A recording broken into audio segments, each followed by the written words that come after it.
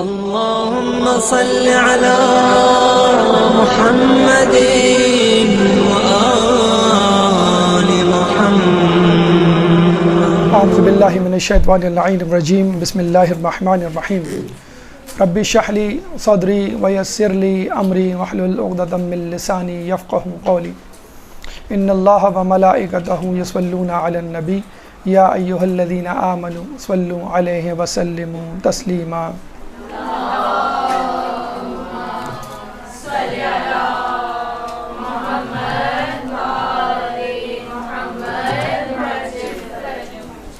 ماہ رمضان کی مبارک سعادتیں گزر رہی ہیں اور امید ہے کہ آپ تمام لوگ اس ماہ مبارک سے استفادہ کر رہے ہوں گے.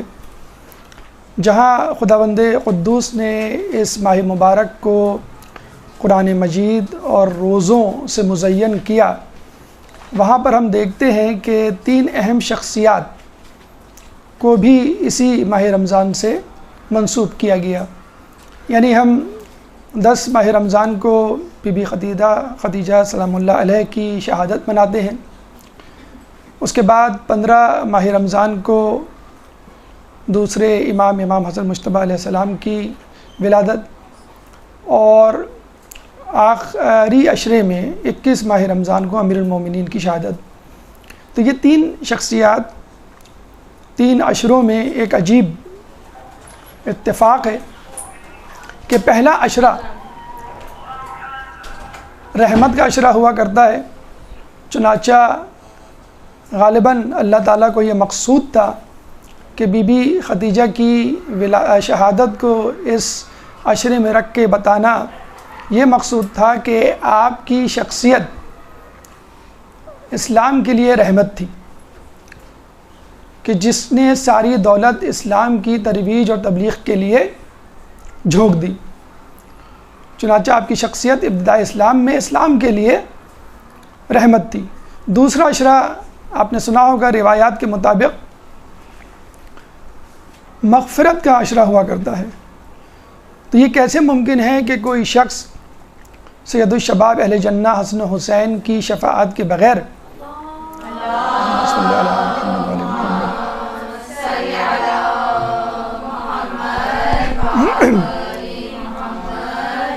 کی شفاعت کے بغیر اپنی مغفرت روز قیامت کروا لے.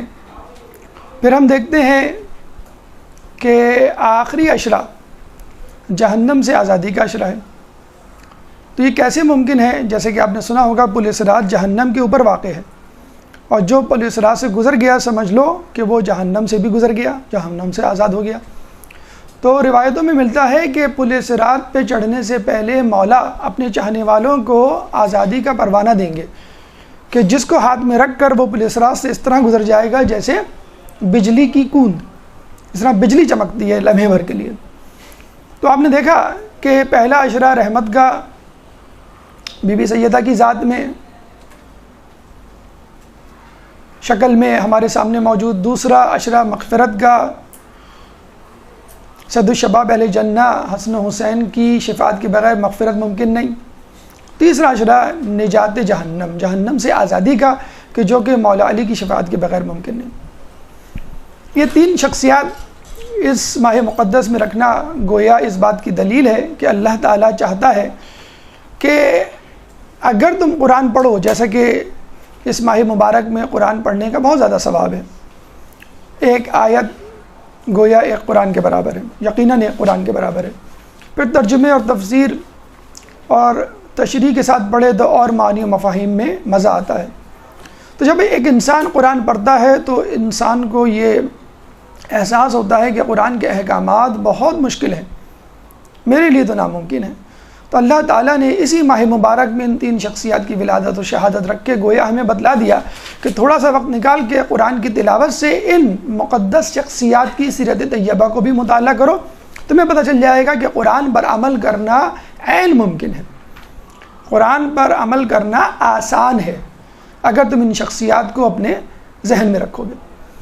چنانچہ جہاں اس ماہ مبارک میں روزہ رکھنے کی ضرورت ہے، جہاں اس ماہ مبارک میں قرآن کی تلاوت اور اس پہ غور و تفکر کی ضرورت ہے، وہاں اس بات کی بھی ضرورت ہے کہ ان 3 اہم شخصیات کیونکہ ہمارے نزدیک معصومین اور اہل بیت کی شہادت اور ولادت ہمارے لیے ایک ذریعہ ہے کہ ہم ان کی سیرت مقدسہ سے آشنا ہوں اور اپنے لیے عملی طور پہ چند موتی چنیں اور اپنی سیرت کو ان کی سیرت کے مشابہ بنائیں۔ تو ہمارے لیے ضروری ہے کہ قرآن کی تلاوت اور روزوں کے ساتھ ساتھ ہم اس بات کا اہتمام کریں کہ ان اہل بیت کی مقدس شخصیات کو اپنے سامنے رکھتے ہوئے، قرآن کی آیت کو مد نظر رکھتے ہوئے اور ان میں ایک ہم آہنگی اور مطابقت قرار دیتے ہوئے اپنی زندگی کو ان کی زندگیوں کے مطابق اسلام کے سانچے میں ڈھالیں۔ ایک درود پڑھ دیں محمد والے محمد۔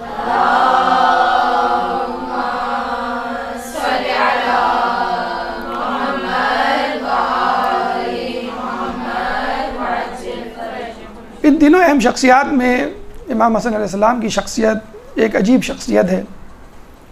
وہ اس طرح کہ اس شخصیت کو جہاں رسول اللہ نے سید الشباب اہل جنہ کہا، یعنی جنت کا سردار کہا حسن حسین کو، وہاں یہ ایک عجیب بات ملتی ہے کتابوں میں کہ مذل المؤمنین کے لقب سے بھی نعوذ باللہ نوازا گیا۔ لوگوں نے آپ کو مومنین کو ذلیل کرنے والے کے لقب سے بھی نواز دیا، نعوذ باللہ۔ تو کیا عجیب تضاد ہے کہ رسول کہہ رہے ہیں کہ تم جنت کے سردار ہو، اور لوگ کہہ رہے ہیں کہ آپ نے مسلمانوں کو ذلیل و رسوا کر دیا۔ تو عجیب تضاد ہے، عجیب تنازع ہے شخصیت میں۔ آپ یہ کہہ سکتے ہیں بھائی اس طرح کا مذاق اور اس قسم کی تنقید اور اس قسم کے الزامات اور رقیق القابات جو ہے وہ رسول اللہ کو بھی دیے گئے، ساحر کہا گیا، مجنون کہا گیا، مولا علی کو بھی لوگوں نے کافر کہا۔ لیکن آپ یہ دیکھیں کہ رسول اللہ اور مولا علی پہ جو الزامات لگائے گئے وہ کفار نے لگائے، اور اگر نہیں لگائے تو الزام لگانے کے بعد ان کو دار اسلام سے خارج کر دیا گیا۔ لیکن خود امام حسن کی ذات مقدسہ پہ الزامات لگانے والے ہمارے خود مسلمان مورخین اور دانشور سو کالڈ مفکرین شامل ہیں، جو بدستور اپنے آپ کو مسلمان کہتے ہیں اور اس کے باوجود سید الشباب اہل جنہ کی ذات مقدسہ پر الزامات بھی لگاتے ہیں۔ چنانچہ آج کی گفتگو انشاءاللہ سیرت امام حسن علیہ السلام کے حوالے سے ہوگی، اور اس کے ساتھ ساتھ آپ کی ذات مقدسہ پر لگنے والے الزامات، مثلاً کثرت الازواج ایک الزام، اور ایک الزام صلح امام حسن کہ آپ نے جو ہے وہ عزیمت کا راستہ اختیار نہیں کیا بلکہ مصالحت کا، جس کی ضرورت نہیں تھی، نعوذ باللہ۔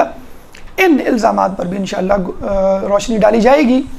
یہ ممکن نہیں کسی بھی معصوم اور اہل بیت کی ذات کو 1-1.5 گھنٹے کی نشست میں سمیٹ دیا جائے۔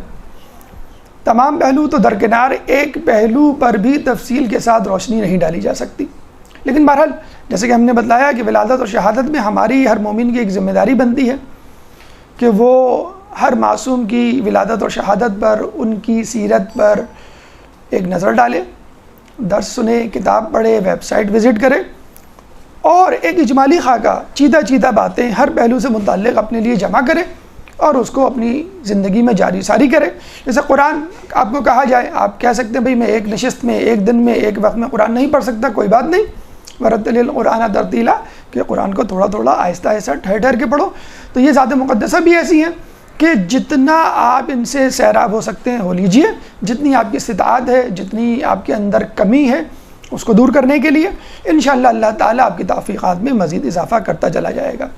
چنانچہ آپ کی شخصیت کو اجمالی طور پہ جن مراحل کے تحت ہم آج آپ کے سامنے پیش کرنے جا رہے ہیں، اس میں سب سے پہلا مرحلہ مقدمے کا ہے جو کہ گزر چکا، دوسرا مرحلہ آپ کے بچپن کا یعنی بچپن کے واقعات، بلکہ دوسرا مرحلہ تعارف کا، تیسرا مرحلہ بچپن یعنی بچپن کے واقعات، چوتھا مرحلہ علمی کمالات جس میں آپ کے علمی فضائل بیان کیے جائیں گے، پانچواں مرحلہ آپ کے اخلاق حسنہ سے چند موتی آپ کے سامنے پیش کیے جائیں گے، چھٹا مرحلہ شجاعت، آپ کی شجاعت کے کارنامے جو عموماً مذکور نہیں، اوجھل ہیں لوگوں کی نظروں سے، چھٹا مرحلہ آپ کی شہادت کس طرح ہوئی، کس سازش کے تحت ہوئی، کس نے کی اور کیوں کر کی، نتائج کیا برآمد ہوئے۔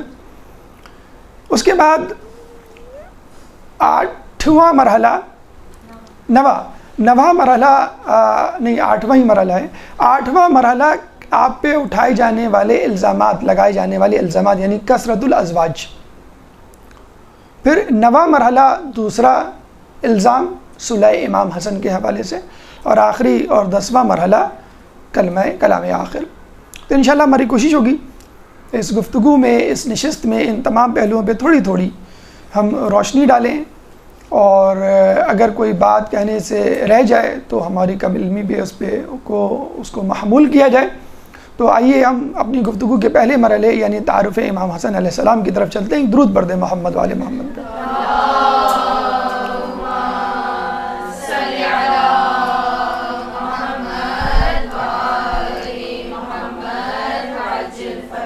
تعارف کے حوالے سے اگر ہم تاریخ ولادت کو لیں تو 15 رمضان 3 ہجری آپ کی ولادت ہے۔ آپ کی ولادت کے حوالے سے اقوام ام الفضل جناب زوجہ عباس رسول اللہ کے چچا نے ایک خواب دیکھا کہ رسول اللہ کے جسم اقدس کا ایک ٹکڑا میری گود میں آ کے گر گیا ہے۔ آپ نے یہ خواب رسول اللہ کو سنایا تو رسول اللہ نے کہا کہ عنقریب میری بیٹی جناب سیدہ سے ایک بیٹا پیدا ہوگا جس کی تربیت کا شرف تم کو حاصل ہوگا۔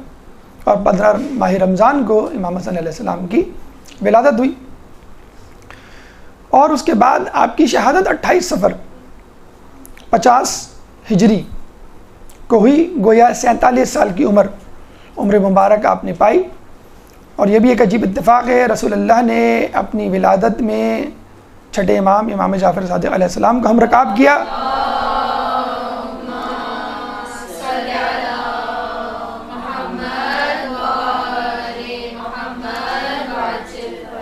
اور اپنی شہادت یعنی 28 صفر میں اپنے نواسے امام حسن علیہ السلام کو ہم رکاب کیا۔ گویا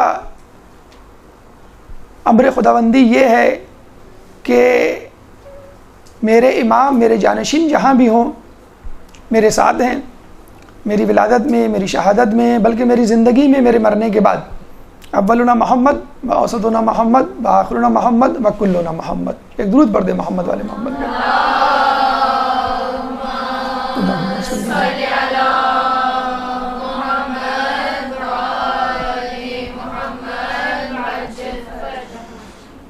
اس کے بعد اسمیات کی طرف چلتے ہیں۔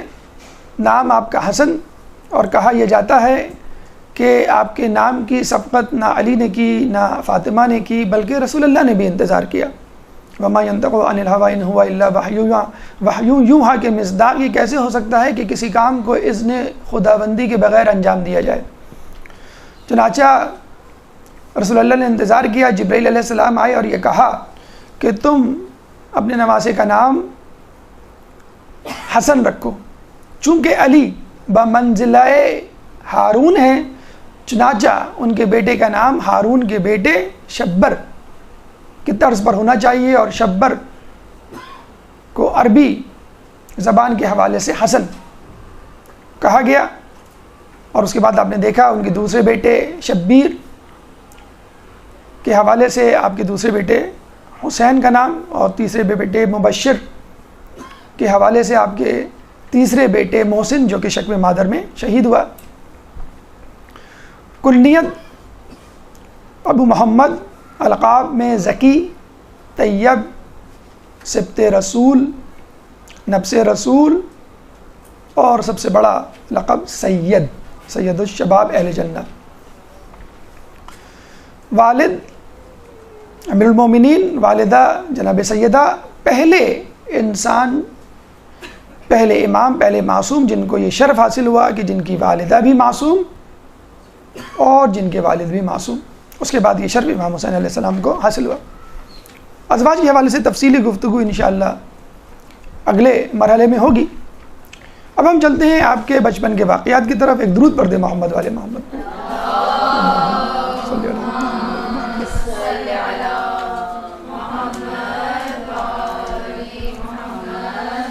دیکھیں، عموماً لوگوں میں یہ بات مشہور ہے کہ جب انسان بچہ ہوتا ہے تو جو کچھ وہ دیکھ رہا ہوتا ہے وہ لاشعوری انداز سے ہوتا ہے۔ اس کی آبزرویشن، اس کا مشاہدہ ایک طفل مکتب کی طرح ہوتا ہے، اور وہ اس طرح کا ادراک نہیں کر سکتا جس طرح کہ ایک بالغ عاقل آدمی کرتا ہے۔ لیکن ہم اس بات پہ یقین رکھتے ہیں، ہمارا عقیدہ ہے اور تاریخ اس بات کی شاہد ہے کہ ہمارے امام گہوارے میں بھی امام، ماں کی گود میں بھی امام، شکم مادر میں بھی امام، جوانی میں بھی امام، اور مرتے دم تک امام، لوگ ان کو تسلیم کریں یا نہ کریں۔ چنانچہ آپ کے بچپن کے واقعات کو ہم مشاہدات اور کمالات میں تقسیم کر دیتے ہیں۔ مشاہدات، جس پہ شاید یہ ایک الزام لگ سکتا ہے کہ یہ تو ایک بچہ ہے، وہ دیکھ رہا ہوگا، لیکن دیکھنے کا مطلب یہ تو نہیں کہ وہ درک کر رہا ہوگا، ٹھیک ہے، اور ہم اس کا فائدہ دیتے ہوئے ہم اس کو مشاہدات کی سرخی یا ہیڈنگ کے تحت پڑھتے ہیں، آپ کے سامنے پیش کرتے ہیں، لیکن کمالات کا ایک الگ سے حصہ ہم بچپن ہی کے ضمن میں آپ کے سامنے پیش کریں گے، جس سے آپ کو اندازہ ہوگا کہ بچہ ہوتے ہوئے کہ امام نے اپنی امامت کو کیسے ثابت کیا۔ چنانچہ مشاہدات کی بات کرتے ہیں۔ امام حسن 3 ہجری کو پیدا ہوئے، اور یہ وہ سال تھا کہ جب جنگ احد ہو رہی تھی۔ چنانچہ آپ نے گہوارے سے اس بات کا اندازہ کر لیا کہ کس طرح منافقین نے رسول اللہ کا ساتھ چھوڑا، اور کمزور ایمان کے لوگوں نے رسول اللہ کو میدان جنگ میں چھوڑ کر فرار کا راستہ اختیار کیا، اور اس حالت میں مولا علی مشکل کشا نے رسول اللہ کی جان بچائی۔ 5 ہجری جنگ احزاب میں بھی یہی کچھ ہوا، منافقین نے اور کمزور ایمان کے لوگوں نے رسول اللہ کا ساتھ چھوڑا، اور مولا علی اور چند لوگوں نے رسول اللہ کا ساتھ دیا اور ان کی جان بچائی۔ 6 ہجری میں صلح حدیبیہ ہوا، اور صلح حدیبیہ میں جن کمزور شرائط کے ساتھ صلح کی گئی، اس سے کچھ لوگوں کے دلوں میں نبوت کے بارے میں شک پیدا ہوا۔ گویا امام حسن کو بتلایا جا رہا تھا کہ تمہارے ساتھ بھی ایک صلح ہوگی، اور اس وقت بھی شک کیا جائے گا، بلکہ نہ صرف یہ کہ شک کیا جائے گا، بلکہ تمہیں جو ہے برے القابات سے بھی نوازا جائے گا، اور تمہارے قتل کے در پہ تمہارے ہی لوگ ہو جائیں گے۔ 7 ہجری جنگ خیبر میں ہم دیکھتے ہیں کہ لوگ ناکام ہو کے واپس لوٹتے ہیں، مولا علی تنہا کامیاب ہوتے ہیں، اور اسی علی کو رسول اللہ کے بعد تنہا کر دیا جاتا ہے۔ اور یہ چنانچہ دیکھا جائے امام حسن کے لیے ایک سبق کہ تمہیں بھی اس طرح تنہا کر دیا جائے گا۔ 8 ہجری فتح مکہ، کہ جب آپ نے دیکھا ہے کہ کس طرح منافقین نے جو ہے اسلام کے سائے میں پناہ لی اور مفادات کو سمیٹا، اور کس طرح وہی لوگ پھر آگے چل کے رسول اللہ کے اہل بیت کے دشمن بنے۔ 9 ہجری مباہلہ کا سال، کہ جب رسول اللہ نے آپ کو ساتھ لے جانا گوارا کیا، اور آپ کی گواہی کو ثابت کیا کہ تمہاری گواہی اللہ کے نزدیک قابل قبول ہے۔ یہ اور بات کہ بعد میں یہی گواہی معاملہ فدق میں جو ہے قبول نہیں کی گئی۔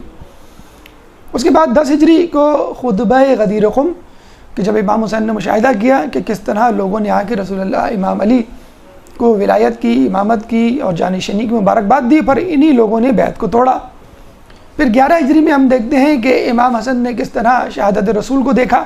شہادت رسول ایک غم نہیں تھا، بلکہ غم یہ تھا کہ رسول اللہ کی میت کو بے گور کفن چھوڑ کے جانے والے اپنے معاملات میں اس طرح مشغول ہوئے کہ ان کی تدفین کا خیال نہ رہا، اور مولا علی نے چند بنی ہاشم کے لوگوں کے ساتھ مل کر رسول اللہ کی تدفین کی۔ اور پھر 75 یا 95 دن بعد بی بی سیدہ کی شہادت ہوئی، اور وہ شہادت بھی ایسی کہ صرف چند لوگوں نے تدفین میں شرکت کی، اور بی بی کا باقاعدہ یہ کی وصیت کہ میری تدفین میں جو ہے فلاں فلاں کو شریک نہ ہونے دینا، اس سے بھی تاریخ کے بہت سارے پردوں رازوں سے جو ہے وہ پردہ اٹھتا ہے۔ یہ وہ مشاہدات ہیں جن کو آپ کہہ سکتے ہیں کہ بھئی یہ تو ایک بچہ اگر دیکھ رہا ہو تو اس سے اس کی فضیلت کہاں ثابت ہوتی ہے۔ تو چلیے آئیے ہم بچپن کے ان کمالات کی طرف چلتے ہیں کہ جس سے امام حسن کی فضیلت بھی ثابت ہوتی ہے۔ ایک درود پڑھ دے محمد والے محمد میں۔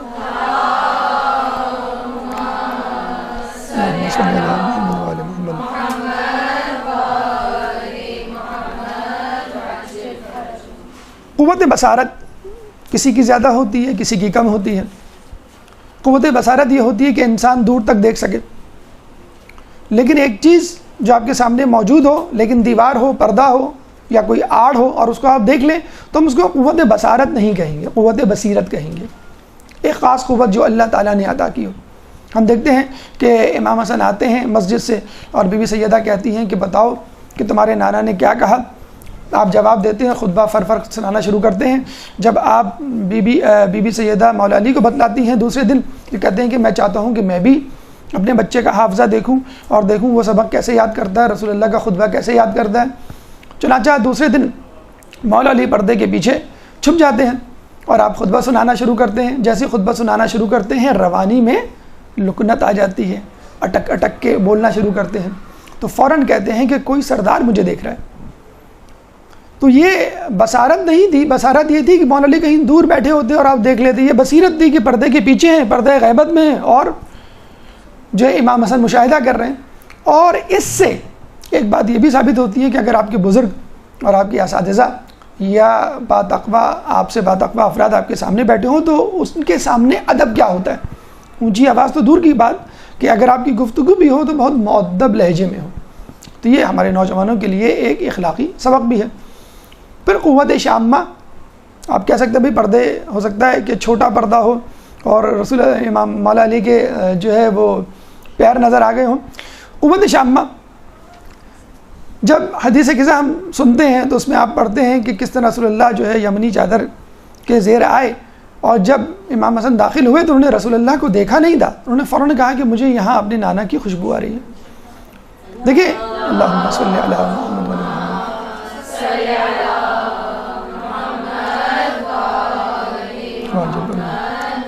دیکھیں کھانے کی خوشبو ہوا کرتی ہے، عطر وغیرہ کی خوشبو ہوا کرتی ہے، پھول کی خوشبو ہوا کرتی ہے، رسول اللہ کی خوشبو.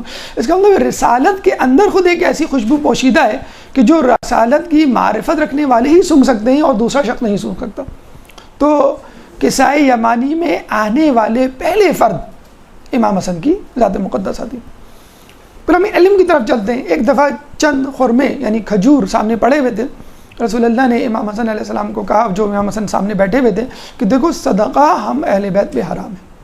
اچھا کچھ لوگوں نے اس روایت کو بڑھا چڑھا کے بیان کیا اور یہ کہا کہ امام حسن نے جو ہے فوراً کھجور منہ میں رکھ لی اور اس کو چبانا شروع کر دیا، کھانا شروع کر دیا. رسول اللہ نے فوراً کہا کہ اس کو تھوکو، صدقہ ہم اہل بیت پہ حرام ہے. حالانکہ ایسا نہیں. روایت میں ہمارے یہاں جو ملتا ہے وہ یہی ملتا ہے کہ رسول اللہ نے فقط یہ کہا تھا کہ صدقہ اہل بیت پہ حرام ہے. ابن حجر عسقلانی جو کہ غیر شیعہ عالم ہیں، اپنی کتاب میں اس بات کا اعتراف کرتے ہیں کہ رسول اللہ ان کو لوح محفوظ کا ایک سبق یاد کروا رہے تھے اور خود امام حسن آغوش مادر سے لوح محفوظ کا مشاہدہ کیا کرتے تھے. یہ بالکل ایسا ہی ہے کہ ایک باپ اپنے بچے کو کھجور کی افادیت بتلائے. تو کھجور میں کیلشیم ہوتا ہے، کھجور میں آئرن ہوتا ہے، کھجور میں مٹھاس ہوتی ہے، گلوکوز ہوتا ہے، افطار کھجور سے کھولنا چاہیے. اور جب کھجور سامنے آئے تو کہے کہ دیکھو یہ وہی کھجور ہے جس کے بارے میں نے تم کو بتلایا تھا. تو گویا رسول اللہ بتلا رہے تھے کہ دیکھو یہ وہی کھجوریں ہیں، یہ وہی صدقہ ہے کہ جس کے بارے میں بتلایا گیا ہے کہ ہم اہل بیت پر حرام ہیں. اس کے بعد ہم یہ دیکھتے ہیں کہ یہ فقط خدائی عطیہ نہیں تھا، خود انسان کی اپنی سکت، اپنی قابلیت بھی ہوتی ہے جو اس کو افضلیت کے درجے پہ لے کے جاتی ہے. سورہ العطا کی مصداق نہ صرف بی بی سیدہ مولا علی بلکہ حسن حسین بھی ہیں، بی بی فضہ بھی ہیں. بچوں کو کیا ضرورت ہے؟ چلیں بی بی فضہ کے بارے میں ہم کہہ سکتے ہیں وہ بڑی تھی، استطاعت، قابلیت اور سکت رکھتی تھی روزے کی. حسن حسین تو بچے تھے. اور دوسری بات یہ کہ انہوں نے نظر مانی بھی نہیں تھی، نظر تو بی بی سیدہ اور مولا علی نے مانی تھی. بچہ ہونے کے باوجود روزہ رکھنا اس بات کی دلیل ہے کہ میں ان مسائل کو درک کرتا ہوں، میں شکر الہی بجا لانا جانتا ہوں اور شکر الہی تو مجھے بجا لانا چاہیے کیونکہ صحت یاب میں ہوا، نہ کہ میرے ماں باپ. منت انہوں نے مانی لیکن پھر بھی اس منت میں شریک ہونا چاہتا ہوں. گویا وہ بتلانا چاہ رہے تھے کہ میں بچہ ہوں لیکن امام ہونے کے ناطے مسائل کے تمام اسرار و رموز سے واقف ہوں. اور جب بچہ ایسا ہو کہ جس کی فضیلت خود ظاہر ہو رہی ہو اور اس کے ساتھ ساتھ لوگ اس کے معترف ہو رہے ہوں تو رسول اللہ بھی آگے بڑھ کر ان کے فضائل بیان کرتے ہیں کہ تاکہ لوگوں کے اندر جو شک و شبہ موجود ہے وہ بھی ختم ہو جائے. رسول اللہ سجدے میں ہوتے ہیں، آپ ان کی پشت پہ سوار ہوتے ہیں، آپ سجدے کو طول دیتے ہیں. لوگ کہتے ہیں کہ بھئی ان کو یہ ڈر خوف تھا کہ بچہ گر نہ جائے، اس کو چوٹ نہ لگ جائے. جی نہیں، ایسا نہیں تھا. رسول اللہ کو امامت کا احترام مقصود تھا. خود رسول تھے لیکن احترام مقصود تھا. اب آپ کہیں گے بھئی نبی رسول اللہ امام سے افضل، وہ ان کا کیوں احترام؟ تو آپ نے وہ نہیں پروفٹ یوسف میں دیکھا، مووی میں بھی دیکھا، کتابوں میں پڑھا ہوگا کہ کس طرح ان کے ماں باپ ان کو سجدہ کر رہے تھے. تو وہ نبی کو سجدہ تھا، نبوت کو سجدہ تھا، کسی شخص کو سجدہ نہیں تھا. تو رسول اللہ کا احترام امام کا احترام تھا. اگر فرض کر لیجئے ایسا ہی تھا، یعنی رسول چاہتے تھے کہ چوٹ نہ لگے میرے نواسے کو، تو بھی جب وہ مسجد کے ممبر پہ خطبہ دے رہے تھے اور حسن جو ہے وہ آ رہے تھے اور گر پڑ رہے تھے تو وہ اشارے سے کہہ سکتے تھے بھئی بچے کو اٹھا لو. کسی کو زبان سے کہہ دیتے کہ بھئی اس بچے کو ہٹا لو، یہ گر نہ جائے، اس کو چوٹ نہ لگ جائے. خطبہ چھوڑ کر، جو میں خطبہ کے بارے میں کہا گیا ہے کہ اس کے دوران سننے والے کے لیے منع ہے کہ وہ کوئی خسر پھسر بھی کرے، کوئی جسے کہتے ہیں آہستہ آواز میں کلام کرے. خود رسول اللہ جو خطبہ دے رہا ہے شخص، وہ اپنا خطبہ منقطع کرے، اٹھے اور اپنے امام کو اٹھائے، اپنے بچے کو، نواسے کو اٹھائے جو کہ امام ہے، اور یہ کہے کہ یہ میرا بیٹا سردار ہے. اسی وقت رسول اللہ نے یہ فیصلہ دے دیا کہ دیکھو میں اس کو جو اٹھا رہا ہوں نواسا ہونے کے ناطے نہیں اٹھا رہا، کسی شفقت کے مارے نہیں اٹھا رہا، اس لیے نہیں کہ یہ بچہ اس کو چوٹ لگ جائے گی، بلکہ اس لیے اٹھا رہا ہوں کہ یہ امام ہے، یہ سردار ہے، تم لوگ بھی اس کی اسی طرح جو ہے وہ احترام کرو، عزت کرو. پھر رسول اللہ نے اسی بچے کو مباہلے کے میدان میں لے جا کر یہ ثابت کیا کہ دیکھو یہ بچہ نہیں ہے، یہ گواہی دینے کے قابل ہے. کل کلاں کو اگر یہ کسی مسئلے میں گواہی دینے کے لیے آئے تو اس کی گواہی قبول کرنا، لیکن افسوس ہم دیکھتے ہیں کہ مسئلہ فدق میں آپ کی گواہی کو قبول نہیں کیا گیا. جس کی گواہی رسول اللہ قبول کر رہے ہیں عیسائیوں کے مقابلے میں، اس کی گواہی خود مسلمان قبول نہیں کر رہے. ایک درود پڑھ دے محمد والے محمد. اللہم صلی اللہ علیہ محمد.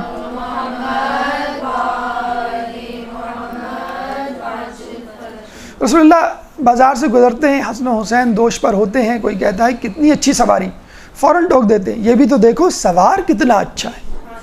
یعنی امام حسن کو عزت نہیں مل رہی، حسن کو عزت نہیں مل رہی کہ اس کو اچھی سواری، مجھے بھی عزت مل رہی ہے کہ اللہ نے مجھے اتنا اچھا سوار دیا. اور یقیناً رسول اللہ کے دوش پر یا تو حسن سوار ہو سکتے ہیں یا ان کا باپ امیر المومنین، جنہوں نے آپ کے دوش مبارک پہ اللہم صلی علی محمد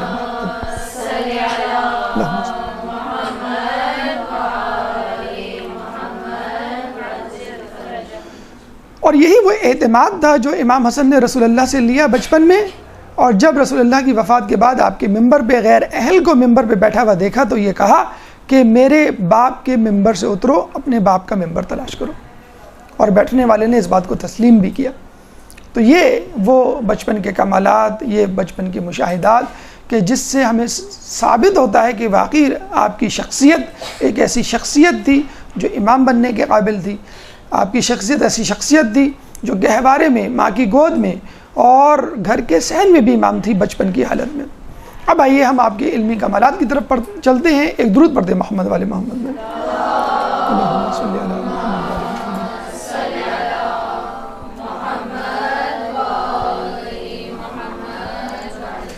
اس وقت روم میں امام علی کے دور میں اور اس سے پہلے عیسائیوں کی حکومت تھی، اور روم کے بادشاہ نے جب یہ سنا کہ مسلمان علمیت میں بہت آگے ہیں، وہ چند سوالات لکھ کر امیر شام کو بھجوائے. ان سوالات کے مجھے جواب دو. امیر شام نے، جس طرح آپ کو معلوم ہے، لولا علی لحلق عمرا اور سلونی سلونی قبل ان تفقدونی، یہ کلمات اور ان کی گونج تاریخ میں ہمیں ہمیشہ ملتی ہے کہ لوگ چاہے آپ سے کسی بھی قسم کی چیز کو چھین لیں، علم کو نہیں چھین سکتے. چنانچہ امیر شام نے کیس ریفر کیا اپنے سے بڑے عالم یعنی مولا علی کی طرف، اور مولا علی نے لوگوں کو بتانے کے لیے کہ دیکھو میرا علم تو ہے ہی ثابت شدہ، لیکن میرا جو بچہ ہے، میرا جو بیٹا ہے جو کل امام بننے والا ہے، اس کا علم اسی وقت بچپن کی حالت میں ثابت شدہ ہے. اور آپ کو کہا کہ تم ان سوالات کے جوابات دو. چنانچہ امام حسن اٹھتے ہیں، سوال پوچھا گیا. پہلا سوال کہ حق اور باطل میں کیا فرق ہے، یا حق و باطل میں کتنا فاصلہ ہے. آپ نے کہا کہ حق و باطل میں 4 انگشت کا فاصلہ ہے، 4 انگلیوں کا فاصلہ ہے. یعنی سننا باطل ہونے کی دلالت ہے اور دیکھنا حق ہونے کی دلالت ہے. اس کا مطلب یہ نہیں کہ آپ جو بات سنیں، جس سے سنیں وہ غلط ہے، یعنی رسول اللہ سے سنیں، امام سے سنیں، عالم دین سے سنیں، کتاب میں پڑھیں یا درس سنیں، وہ بھی غلط نہیں. سنی سنائی بات کو ایز اٹ از بغیر کسی تحقیق کے، عقلی میزان پر پرکھے بغیر آگے بڑھا دینا، یہ ہے جھوٹ. اور حق الیقین یعنی حق کیا ہے آپ اپنی آنکھوں سے دیکھ لیں، اچھا کیا ہے، برا کیا ہے، اور اس کا اندازہ کر لیں. یہیں سے افواہ سازی کی فیکٹریاں جنم لیتی ہیں جب ہم سنی سنائی بات کو آگے بڑھا دیتے ہیں، جب ہم بغیر دیکھے کسی بات پر فیصلہ کر دیتے ہیں. چنانچہ آپ نے کہا کہ حق و باطل کے درمیان 4 بالشت کا فاصلہ ہے. اچھا، علماء اعلام نے ماشاءاللہ جو کہ سمندر سے فقط اپنی پیاس نہیں بجھاتے، مچھلیاں نہیں پکڑتے بلکہ سمندر میں غوطہ لگا کر اس کے موتی اس کے اصل خزانے تک پہنچتے ہیں۔ علماء اعلام نے جیسا کہ ہمیں معلوم ہے کہ ایک ایک آیت کے 70 معنی مذکور ہیں، ہاں ظاہری بھی ہیں اور باطنی بھی ہیں، اسی طرح امام کی روایتوں میں بھی کئی معنی موجود ہیں۔ تو علماء اعلام نے یہ کہا کہ دیکھیں ان جوابات میں بھی امام کی دور اندیشی ہے کہ وہ ایک پیغام پہنچا رہے ہیں امیر شام کو۔ مثلا جب امام نے کہا کہ حق الیقین یعنی دیکھنا حق ہے اور سننا باطل ہے، حق و باطل کے درمیان فاصلہ 4 انگشت کا ہے، تو امام یہ کہنا چاہ رہے ہیں کہ تم وہ ہو جو سنی سنائی باتوں پر یقین رکھتے ہو، اور میں وہ ہوں جو دیکھ کر فیصلہ کرتا ہے۔ یعنی اہل بیت کے سامنے جبرائیل آ رہے ہیں، جبرائیل جا رہے ہیں، قرآن کی آیتیں نازل ہو رہی ہیں، رسول اللہ کی نشست و برخاست قول و فعل ان کے سامنے، آنکھوں کے سامنے، قرآن اور سنت دونوں اہل بیت کے گھرانے میں موجود، اپنی آنکھوں سے اس کا مشاہدہ کر رہے ہیں۔ تو ہمیں بتلاؤ کہ ہم سے زیادہ سچا کون ہوگا، ہم سے زیادہ بہتر فیصلہ کرنے والا کون ہوگا؟ چنانچہ ہم حق ہیں، حق الیقین ہیں، اور یقین کو اپنی آنکھوں سے دیکھنے والے ہیں، اور تم باقی افراد سننے والے ہو، چاہے ہم سے سنو چاہے دوسروں سے سنو۔ اگر ہم سے سنا تو ٹھیک، یا ہمارے مقرر کردہ نمائندے سے سنا تو ٹھیک، لیکن اپنے طور پر سنا اور فیصلہ کیا تو وہ غلط ہے۔ یہ ہے حق اور باطل کا فیصلہ کے درمیان فرق۔ پھر دوسرا سوال کیا گیا کہ زمین اور آسمان میں کتنا فاصلہ ہے؟ امام نے بہت اچھا جواب دیا کہ زمین اور آسمان میں بقدر آہ مظلوم فاصلہ ہے۔ جتنی دیر ایک مظلوم کی آہ کو زمین سے آسمان تک جانے میں لگتی ہے، بس اتنا ہی فاصلہ ہے۔ اب امام نے بڑے لطیف پیرائے میں ایک طنز بھی کر دیا اور یہ بتلا بھی دیا کہ دیکھو جو تم مظالم کر رہے ہو سکتا ہے وہ کچھ لوگوں سے ڈھکے چھپے ہوں، لیکن اللہ سے ڈھکے چھپے نہیں۔ تم جن لوگوں پر ظلم کر رہے ہو ان کی کوئی نہیں سن رہا، ٹھیک ہے، لیکن خدا تو سن رہا ہے، اس کی لاٹھی تو بے آواز ہے، وہ اگر اس دنیا میں نہیں تو کم از کم قیامت میں تو فیصلہ کرے گا۔ پھر امام سے تیسرا سوال کیا گیا کہ مشرق اور مغرب کی کتنی مسافت ہے؟ تو امام نے جواب دیا بقدر سیر آفتاب، جتنی دیر آفتاب کو یعنی سورج کو مشرق سے مغرب میں جانے کا وقت لگتا ہے اتنی ہی مسافت ہے، یعنی 1 دن کے برابر۔ گویا یہ کہنا چاہ رہے ہیں کہ تمہارے ظلم کا گواہ تو خود آفتاب بھی ہے۔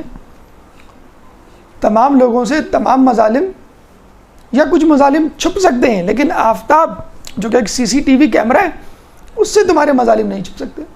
پھر امام سے چوتھا سوال کیا گیا خنثی کسے کہتے ہیں؟ امام نے کہا خنثی اس کو کہتے ہیں کہ جس کی جنس غیر متعین ہو، یعنی مرد یا عورت ہونے کا اندازہ نہ ہو سکے۔ گویا بتلانا چاہ رہے ہیں کہ اصل مرد وہ ہے کہ جو میدان میں رہے اور غیر فرار رہے اور ہم ہی اس کی اولاد میں سے ہیں۔ 5واں سوال جو کیا گیا وہ یہ کہ وہ 10 چیزیں کون سی ہیں جو ایک دوسرے سے بھاری ہیں؟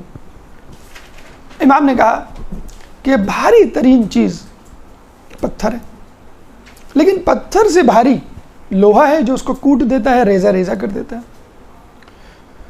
لوہے سے بھاری آگ ہے جو اس کو پگھلا دیتی ہے، اور آگ سے بھاری پانی ہے جو اس کو بجھا دیتا ہے، اور پانی سے بھاری وہ بادل ہیں جو اس کو لے کے چلتے ہیں اور برساتے ہیں بارش، اور بادل سے بھاری وہ فرشتہ ہے جو متعین ہے اس بات پر کہ بادل کو کہاں لے جا کر برسوانا ہے۔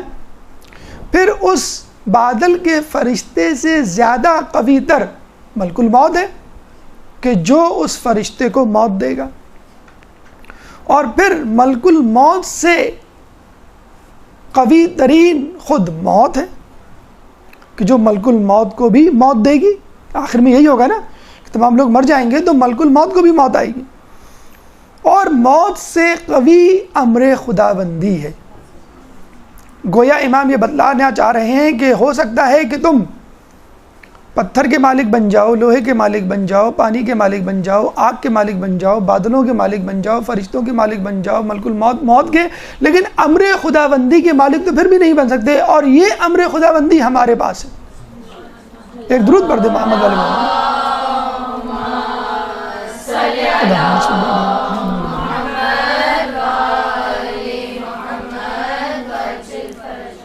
دیکھا آپ نے کہ امام نے سوالات کے جوابات بھی دے دیے اور یہ بھی بتا. اچھا تشریح اور توضیح ہمارے علماء کی طرف سے ہے. اس تشریح اور توضیح کو امام کی عبارت کے ساتھ بریکٹ نہ کریں, کیونکہ اس جواب کے جس طرح آیات قرآنی کے کئی معنی نکل سکتے ہیں, ہو سکتا ہے آنے والے دور میں اور مزید معنی نکالے جائیں. امام کا جملہ, امام کا جواب یہ ہے, اور معنی نکالنے ہم لوگوں کا کام ہے, اس پہ تفکر کرنے والوں کا کام ہے, اور ان کی سیرت پر سنجیدگی سے عمل کرنے والوں کا کام ہے. جب بادشاہ روم کو یہ پتہ چلا کہ امیر المومنین اور حاکم شام کے درمیان تنازع ہے خلافت کا, امامت کا, جانشینی کا رسول اللہ کی, تو اس نے کہا کہ ان دونوں میں وہی جانشینی کا زیادہ سزاوار ہے کہ جو رسول کے علم کا حامل ہے, جو علم لدنی کا حامل ہے, جو ایسے علم کا حامل ہے جو کتابوں میں نہیں ملتے, جو لوگوں سے نہیں سنے جاتے. چنانچہ اس نے کہا کہ چلو میں امتحان لیتا ہوں ان دونوں اطراف کے گروہ کا, اور یہ معلوم کرتا ہوں کہ کون زیادہ عالم ہے, کون علم رسالت کا حامل ہے. چنانچہ اس نے حاکم شام اور المومنین کو لکھ کر بھیجا کہ آپ خود آئیں یا پھر اپنا نمائندہ بھیجیں تاکہ میں فیصلہ کر سکوں. حاکم شام نے یزید کو بھیجا اور امیر المومنین نے امام حسن کو بھیجا. یزید نے جا کے فوراً بادشاہ روم کی دستبوسی کی اور امام حسن نے شکر الہی پہ اکتفا کیا, اور وہی کافی ہے. بادشاہ روم نے چند تصاویر دکھائیں, یزید نہ بتلا سکا. امام حسن نے فوراً کہا کہ یہ تصاویر جناب آدم علیہ السلام, جناب نوح علیہ السلام, جناب ابراہیم علیہ السلام, جناب اسماعیل علیہ السلام اور جناب شعیب علیہ السلام کی ہیں. اس کے بعد اس نے دوسرا سوال, بڑا عجیب سوال کیا کہ دنیا میں وہ کون سی ایسی چیزیں اور یا مخلوقات ہیں جو بغیر ماں باپ کے وجود میں آئیں. بغیر باپ کے وجود میں آنا تو سب کو معلوم ہے, مثلا جناب حضرت عیسیٰ علیہ السلام بغیر باپ کے. کون سی مخلوقات ہیں جو بغیر ماں اور بغیر باپ کے وجود میں آئیں؟ تو آپ نے جواب دیا آدم علیہ السلام, نمبر 2 حوا علیہ السلام, نمبر 3 وہ کوا جس نے آ کر قابیل کو یہ سکھایا کہ جب کوئی مر جائے تو اس کو زمین میں کیسے دفناتے ہیں. اس کے بعد دمبا اسماعیل, یعنی وہ دمبا جو اسماعیل علیہ السلام کی جگہ ذبح ہوا, اللہ نے بھیجا تھا اس کو. صالح علیہ السلام کی اونٹنی جو کہ پہاڑ سے نکلی تھی, پیدا نہیں ہوئی تھی, اسی حالت میں جوان حالت میں وہ پہاڑ سے نکلی تھی. اشدہا کس کا؟ حضرت موسیٰ علیہ السلام کا. انہوں نے لاٹھی پھینکی تھی تو وہ اژدہا بن گیا تھا, اس کا بھی کوئی ماں باپ نہیں تھا, وہ لاٹھی سے اژدہے میں تبدیل ہوا تھا. اور آخر میں ابلیس ملعون, ابلیس بھی بغیر ماں باپ کے, حالانکہ جنوں میں سے ہے لیکن بغیر ماں باپ کے پیدا ہوا. تو یہ 7 اشیاء, یہ 7 چیزیں, یہ 7 مخلوقات کے بارے میں امام نے کہا کہ یہ بغیر ماں باپ کے وجود میں آئیں. چنانچہ وہ سمجھ گیا کہ علمی کمالات کا حقیقی حامل کون ہے اور رسول اللہ کے حقیقی جانشین ہونے کا اصل حقدار کون ہے. ایک درود پڑھ دے محمد والے محمد میں. اللہم صلی علی محمد والے محمد.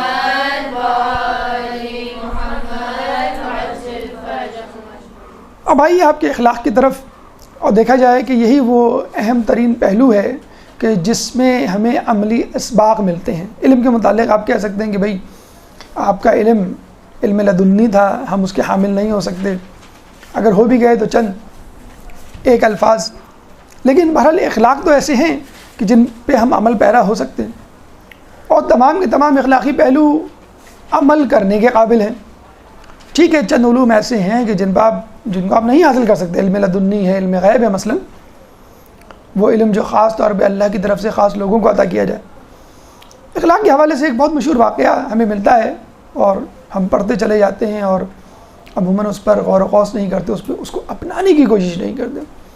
کنیز سے ایک دفعہ شوربہ آپ کے لباس پہ گر گیا, اور آپ کو معلوم ہے اس زمانے میں اور ابھی بھی عربوں کے ہاں غلام کو بہت زیادہ حقارت سے دیکھا جاتا تھا, مارا پیٹا جاتا تھا, تشدد کیا جاتا تھا, چھوٹی چھوٹی غلطی پر جو ہے ان کو پکڑا جاتا تھا.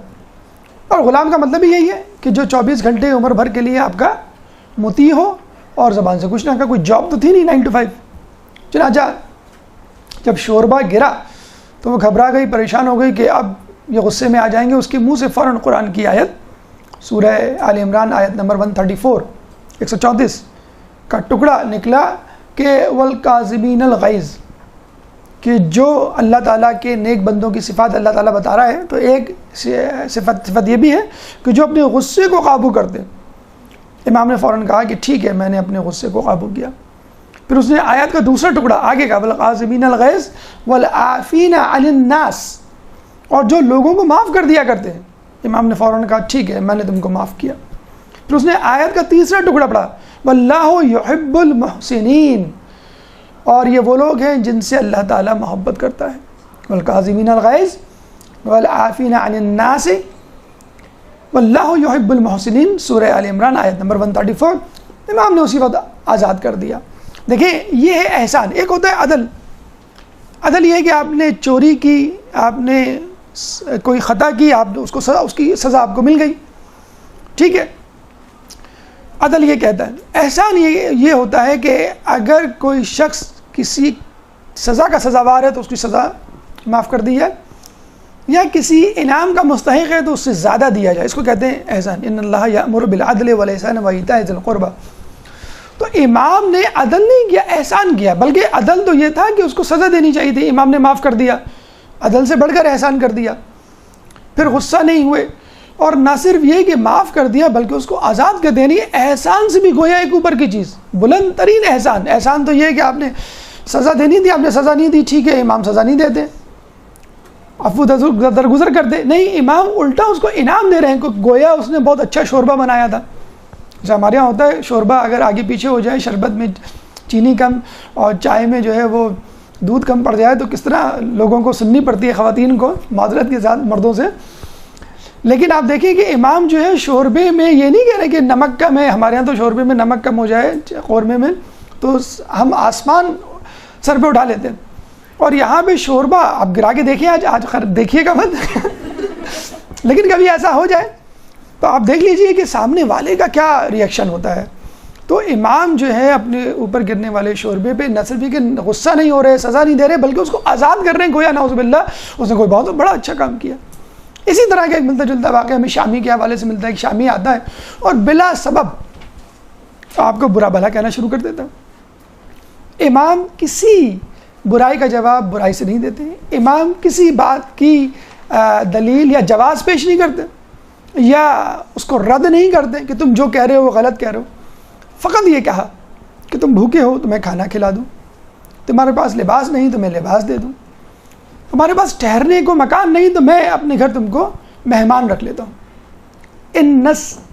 ان الحسنات یذہبن السیئات، ہم پڑھتے ہیں سورہ ہود آیت نمبر 114 کہ ان الحسنات، بے شک نیکیاں، یذہبن السیئات، برائیوں کو مٹا دیتی ہیں۔ آپ نے دیکھا ہوگا آپ پینسل سے کچھ لکھتے ہیں، اگر ہم غلط لکھ دیتے ہیں تو کیا ہم پینسل سے ہی مٹاتے ہیں؟ پینسل کو الٹا کرتے ہیں، اس کے اوپر جو ربر لگا ہے اس سے مٹا رہے ہوتے ہیں۔ ابھی پینسل ہم نے سیدھی پکڑی ہوتی ہے اور مٹا رہے ہوتے تو اس کو الٹا کرتے ہیں۔ تو اللہ بھی یہی سکھا رہا ہے کہ کوئی تمہارے ساتھ زیادتی کرے تو تم اس کا الٹا کرو، جس طرح پینسل کو الٹا کر کے ربر استعمال کر کے مٹایا جاتا ہے، برائی کا جواب نیکی سے دو تو وہ تمہارا دوست بن جائے گا۔ امام نے بھی یہی کیا۔ اچھا، امام اس کو لے کے گئے، اس کو رکھا، کھانا کھلایا، اس کو انعام و کرام دیے۔ جب جانے لگا تو اس نے کیا جملہ کہا کہ جب میں مدینے میں آیا تھا تو آپ سے بدتر انسان کوئی نہیں تھا، اور جب میں مدینے سے جا رہا ہوں تو آپ سے بہترین انسان کوئی نہیں۔ ایک درود پڑھ دے محمد والی محمد۔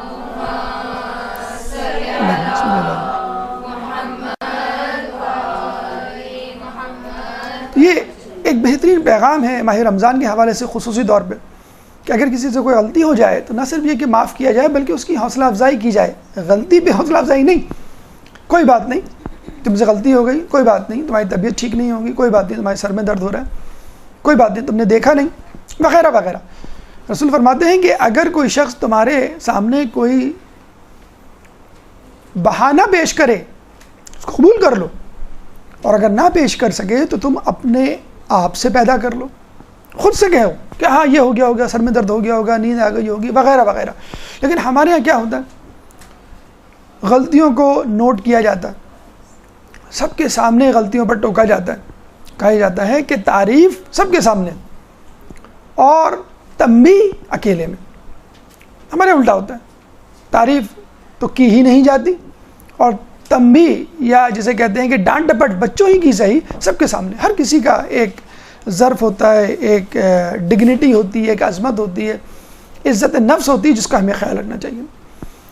سخاوت کے اعتبار سے سنیے, ایک دفعہ حکیم شام مدینے آیا اور اس نے جب دیکھا کہ مدینے والے اس کے مخالف بن رہے, تو حکیم شام نے یہ کہا کہ چلو میں لوگوں میں انعام و کرام تقسیم کروں, جس طرح ہمارے یہاں حکومتیں اسکیم نکالتی ہیں, بے روزگاری اسکیم, فلاں اسکیم. تو اس نے لوگوں کو کہا کہ تمام لوگ آ جائیں اور میرے خزانے سے جو چاہیں لے. لوگ آتے گئے, وہ نوازتا رہا, لیکن اس نے دیکھا کہ امام حسن نہیں آئے. مغرب ہونے کو آ رہی تھی, دن ختم ہو رہا تھا, دربار بند ہونے کو تھا. اس نے خصوصی طور پہ آپ کو بلوایا اور کہا کہ ان کو بلاؤ, میں ان کو بھی نوازنا چاہتا ہوں. بلایا, امام جو ہے کسی فتنے سے بچنے کے لیے چلے گئے, اور اس نے پھر جو ہے آپ کو نوازنا شروع کیا. اور کس طرح نوازا, یہ کیا کہ نوازا کہ میں نے صبح سے لے کے رات تک, شام تک, اب تک جتنا لوگوں میں تقسیم کیا ہے اتنا میں آپ کو دیتا ہوں. اور جب وہ واپس جانے لگے تو حاکم شام کے دربان نے آپ کی جوتیاں سیدھی کر دیں. آپ نے وہ تمام مال اس دربان کو دے دیا, یہ بتانے کے لیے کہ جتنے مال کے حقدار تم ہم کو سمجھتے ہو, جتنے مال کا حقدار اتنے مال کا حقدار تو ہمارے نزدیک تمہارا دربان ہے. اللہم صلی علی محمد.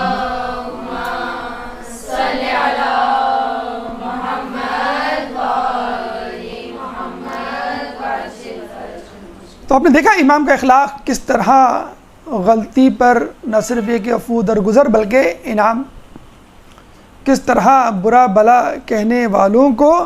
آپ نے ہمیں چھٹے امام کی ہم نے آپ کو حدیث بھی سنائی تھی, طالب علم کے لیے خصوصی طور پہ ہدایت ہے کہ اگر تم کو کوئی یہ کہے کہ تم اگر ایک سناؤ گے تو میں 10 سناؤں گا, تو اس کو کیا کہنا کہ اگر تم 10 سناؤ گے تو مجھ سے ایک بھی نہیں سنو گے. یہ ہے انداز زندگی کا. اور آپ نے نوٹ کیا ہوگا, جس دن آپ کے ٹیسٹ ہوں, جس دن آپ کا امتحان ہو, ان دنوں میں آپ کسی سے لڑتے جھگڑتے نہیں ہیں, کنارہ کشی رکھتے ہیں, لوگوں سے بہت زیادہ اضافی گفتگو بھی نہیں کرتے ہیں. لڑائی جھگڑا دور کی بات, کیوں, جو دماغ میں ہے وہ پھسل جائے گا, دماغ میں جو ہے وہ نکل جائے گا, مجھے ٹینشن ہو جائے گی, ایسا ہوتا ہے نا. بس تقوی کا بھی یہی حال ہے. اگر آپ نے کسی سے لڑائی جھگڑا کیا, اضافی گفتگو کی, غیر ضروری گفتگو کی, اس میں گناہ ہوا, اس گناہ میں سمجھ لیجئے آپ کا تقوی پھسل کر آپ کی روح سے نکل جائے گا اور شیطان کی جھولی میں جا گرے گا. تو امام کی سیرت پہ عمل کیجئے, امام کے اخلاق پر عمل کیجئے, اور یہ دیکھیے کتنا آسان ہے دین پر عمل کرنا. عفو درگزر کرنا یا کسی کو معاف کرنا بہت آسان ہے, تھوڑی سی تکلیف برداشت کرنی پڑتی ہے. رسول اللہ نے جو ہے کڑوے کھیرے کھا لیے تھے, اور جب صاحب نے کہا آپ نے ہمیں آفر نہیں کی, اگر بھائی تم کو آفر کرتا تو تم کہتے کہ تو یہ کڑوے ہیں, جو لے کر آیا تھا اس کے دل کو ٹھیس پہنچتی. میں نہیں چاہتا تھا, پورے کھا لیے. اس لیے کھا لیے کہ کسی کو پتہ نہ چلے, اس کھیرے دینے والے کو پتہ نہ چلے. تو کبھی آپ پھل کی دکان پہ, سبزی کی دکان پہ جائیں تو جان بوجھ کے اگر کوئی وہ داغ والا سیب اور آم دے رہا ہے تو کبھی چپکے سے رکھ بھی لیا کرے. ہم تو فوراً اس کو نکال کے دوبارہ ترازو سے, یہ کیسا دیا تم نے, دیکھو یہ اپنی شکل کی طرح, اس میں تو داغ پڑا ہوا ہے. نہیں بخشتے, بالکل نہیں بخشتے اس بیچارے کو. ہمارے ایک عالم دین تھے کہ وہ اکثر کیا کیا کرتے تھے, ایک مومن تھا سبزی بیچنے والا, اس کی پالک سڑ گئی تھی. اکثر اس کی دکان پہ جاتے یا وہ سڑی ہوئی سبزی لے کر گھر آ جاتے. لوگ کہتے ہیں آپ کو معلوم ہے, ایک عام آدمی بھی بتا دے, بچہ بھی بتا دے سڑی ہوئی سبزی ہے. انہوں نے کہا کہ اگر میں یہ نہیں لے کے جاؤں گا تو کوئی بھی نہیں لے کے جائے گا, سبوں کو معلوم ہے سڑی ہوئی سبزی ہے, اور یہ بھی کوڑے میں ڈال دے گا تو اس کو نقصان ہو جائے گا. چلو اس بہانے میں یہ سبزی لے کر آ جاؤں, کھاؤں گا میں بھی نہیں, لیکن کم از کم اس کا دل رکھ لیا جائے گا, تھوڑا سا اس کو پیسے مل جائیں گے. تو تھوڑا تھوڑا نقصان کبھی خود بھی برداشت کر لے, لیکن بہت زیادہ نقصان نہیں, لیکن کبھی کبھی تھوڑا نقصان دوسروں کی غلطی یا آپ کو جو تکلیف پہنچ رہی ہے, یہی اصل ہے.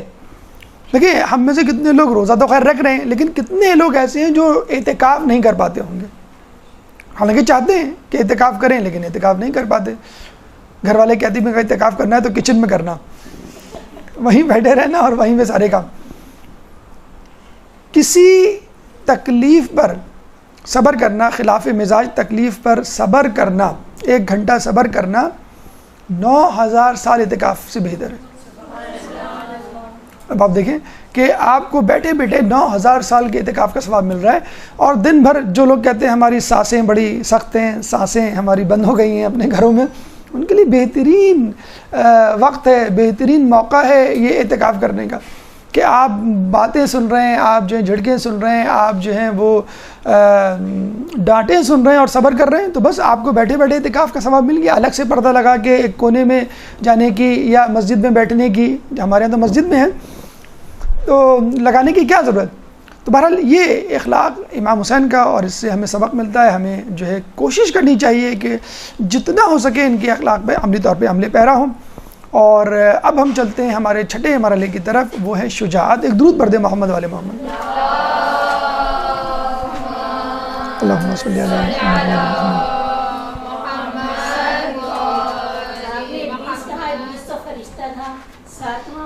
درس کے بعد پوچھ لیے گا۔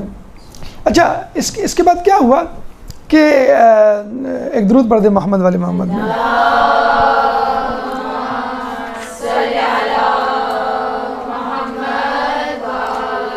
فرشتہ نہیں تھا، وہ جن تھا، وَكَانَ مِنَ الْجِن، قرآن میں آیت موجود ہے، ابلیس جو ہے وہ جن تھا۔ حضرت علی کے حکم سے جو شیر تصویر سے باہر آ کر نکلا تھا اور اس نے آدمیوں کو آپ نے حکم دیا تھا کہ ان کو کھا دو، تو وہ ہے، وہ شیر ہے ساتواں بغیر ماں باپ کے۔ بہرحال جو میں نے جہاں پڑھا ہے وہاں پہ شیطان کا یعنی ابلیس کا تذکرہ ہے، اور ابلیس جن نہیں، جن تھا، فرشتہ نہیں تھا، جن تھا۔ وَكَانَ مِنَ الْجِن، قرآن میں موجود ہے یہ۔ ایک درود پڑھ دے محمد والے محمد۔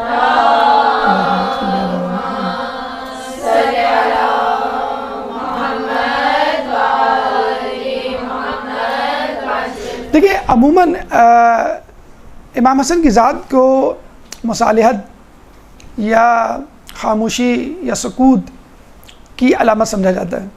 امام حسین کربلا میں آئے، وہ لڑے اور انہوں نے جو ہے جان دی، امام حسن نعوذ باللہ ایسے نہیں تھے، ایسا نہیں تھا۔ جب جہاں جہاں لڑنے کی، جہاد کی ضرورت پیش آئی اور ان کو موقع دیا گیا اور ان کو کہا گیا، انہوں نے حکم کی تعمیل کی۔ قتل عثمان میں خلیفہ سویم کے قتل کے وقت جب لوگ آئے آپ کو قتل کرنے کے لیے اور آپ کے گھر کا محاصرہ کیا، تو 40 لوگ نے آپ کے گھر کا محاصرہ کیا اور کھانے پینے کی بندش کی۔ حسن و حسین کو امام علی نے باقاعدہ جو ذمہ داری سونپی تھی کہ تم پانی پہنچانا۔ اس کا طریقہ یہ ہوا کرتا تھا کہ پانی کس طرح پہنچایا جاتا تھا کہ کپڑا لیتے تھے، وہ کپڑے کو پانی میں بھگوتے تھے اور اس کپڑے کو محل کی دیوار سے دوسری طرف سے پھینک دیا کرتے تھے، اور پھر جو اندر افراد تھے ان کے اہل خانہ اس کپڑے کو لے لیتے تھے، اس کپڑے کو نچوڑ کر اپنی پیاس بجھاتے تھے۔ دیکھیے یہ وہ لوگ ہیں کہ جنہوں نے لوگوں کو پانی دے کر ان کی جانیں بچائیں، اور انہی لوگوں پر پانی بند کیا گیا۔ جنگ صفین میں مولا علی نے جب نہر پہ قبضہ کیا تھا تو اس وقت اپنی فوج کے سپاہیوں کو بھی اور دشمن کی فوج کے سپاہیوں کو بھی اجازت دی تھی کہ وہ پانی لے سکتے ہیں، لیکن جب دشمن کی فوج قبضہ کرتی تو مولا علی کی فوج کے سپاہیوں کو اجازت نہیں دیتی۔ تو اپنی جان پہ کھیل کر، حالانکہ ان کی جان جانے کا خدشہ تھا، خلیفہ سویم کو اور ان کے اہل خانہ کو پانی پہنچانے کا جو ہے ذمہ خود امام حسین نے لیا۔ جنگ جمل میں جناب عائشہ جب حضرت علی سے لڑنے کے لیے آئیں تو ان کو بصد و احترام میدان جنگ سے مدینہ پہنچانے کی ذمہ داری خود آپ کے ذمے مولا علی نے لگائی۔ پھر جنگ صفین میں کوفے میں جب شورش برپا ہوئی تو وہاں کے لوگوں کو کام ڈاؤن کرنے کے لیے اور ان کو سمجھانے کے لیے عمار یاسر امام حسن کا انتخاب کیا، اور یہ امام حسن علیہ السلام کی جوش خطابت تھی کہ جس کی وجہ سے 9,500 کا لشکر تیار ہوا، اور پھر وہ مولا علی سے آ کے ملا۔ اب آئیے شہادت کی طرف چلتے ہیں کہ جب حاکم شام نے یہ دیکھا کہ میری تمام تدبیریں جو ہے ناکارہ جا رہی ہیں اور دن بدن آپ کی مقبولیت میں اضافہ ہو رہا ہے، اور آپ کے والد کی شہادت کے باوجود آپ جو ہیں وہ لوگوں میں بطور امام، بطور خلیفہ مشہور ہو گئے، معروف ہو گئے، قبول کر لیے گئے، تو باقاعدہ ایک لشکر تیار کیا۔ مولا علی کی جب شہادت ہوئی تو آپ کو معلوم ہے کہ نماز کو مکمل امام حسن نے کیا، اور یقیناً وہ بہت کڑا وقت تھا، یعنی ٹھیک ہے جتنا بھی کڑا وقت تھا لیکن مولا علی کے زمانے تک مشکل کشا تو موجود تھا، کتنا بھی کڑا وقت تھا، مولا علی تو موجود تھے، لوگوں کے ڈھارے سے ایک آسرا تھا۔ مولا علی کے بعد آپ دیکھ سکتے ہیں کہ کتنی زیادہ مشکل لوگوں کو پیش آ رہی ہوگی، اب کیا ہوگا؟ اس مشکل وقت میں امام حسن نے وہ باغ ڈور سنبھالی، خوارج، پھر حاکم شام، پھر کمزور ایمان کے لوگ، ان تمام کو۔ تو پہلا جو خطبہ دیا، اس پہلے خطبے میں آپ نے امام علی کے فضائل بیان کی، اہل بیت کے فضائل بیان کیے، اپنا تعارف کروایا، اور اس کے بعد جب لوگوں نے یہ دیکھا کہ اصل حقیقت کیا ہے اور امام بننے کا حقدار کون ہے، تو 40,000 لوگوں نے اسی وقت آپ کی بیعت کی اور آپ کو خلیفہ تسلیم کیا۔ اور جب یہ آپ اندازہ لگا سکتے ہیں کہ جب یہ خبر وہاں پہنچی ہوگی شام، حاکم شام کے وقت کے پاس، تو وہ اس کے اوپر ایک بام شیل گرا ہوگا کہ 40,000 لوگ ایک دم سے آپ کی خلافت کی بیعت کے لیے تیار ہو گئے۔ اس نے 60,000 کا لشکر تیار کیا۔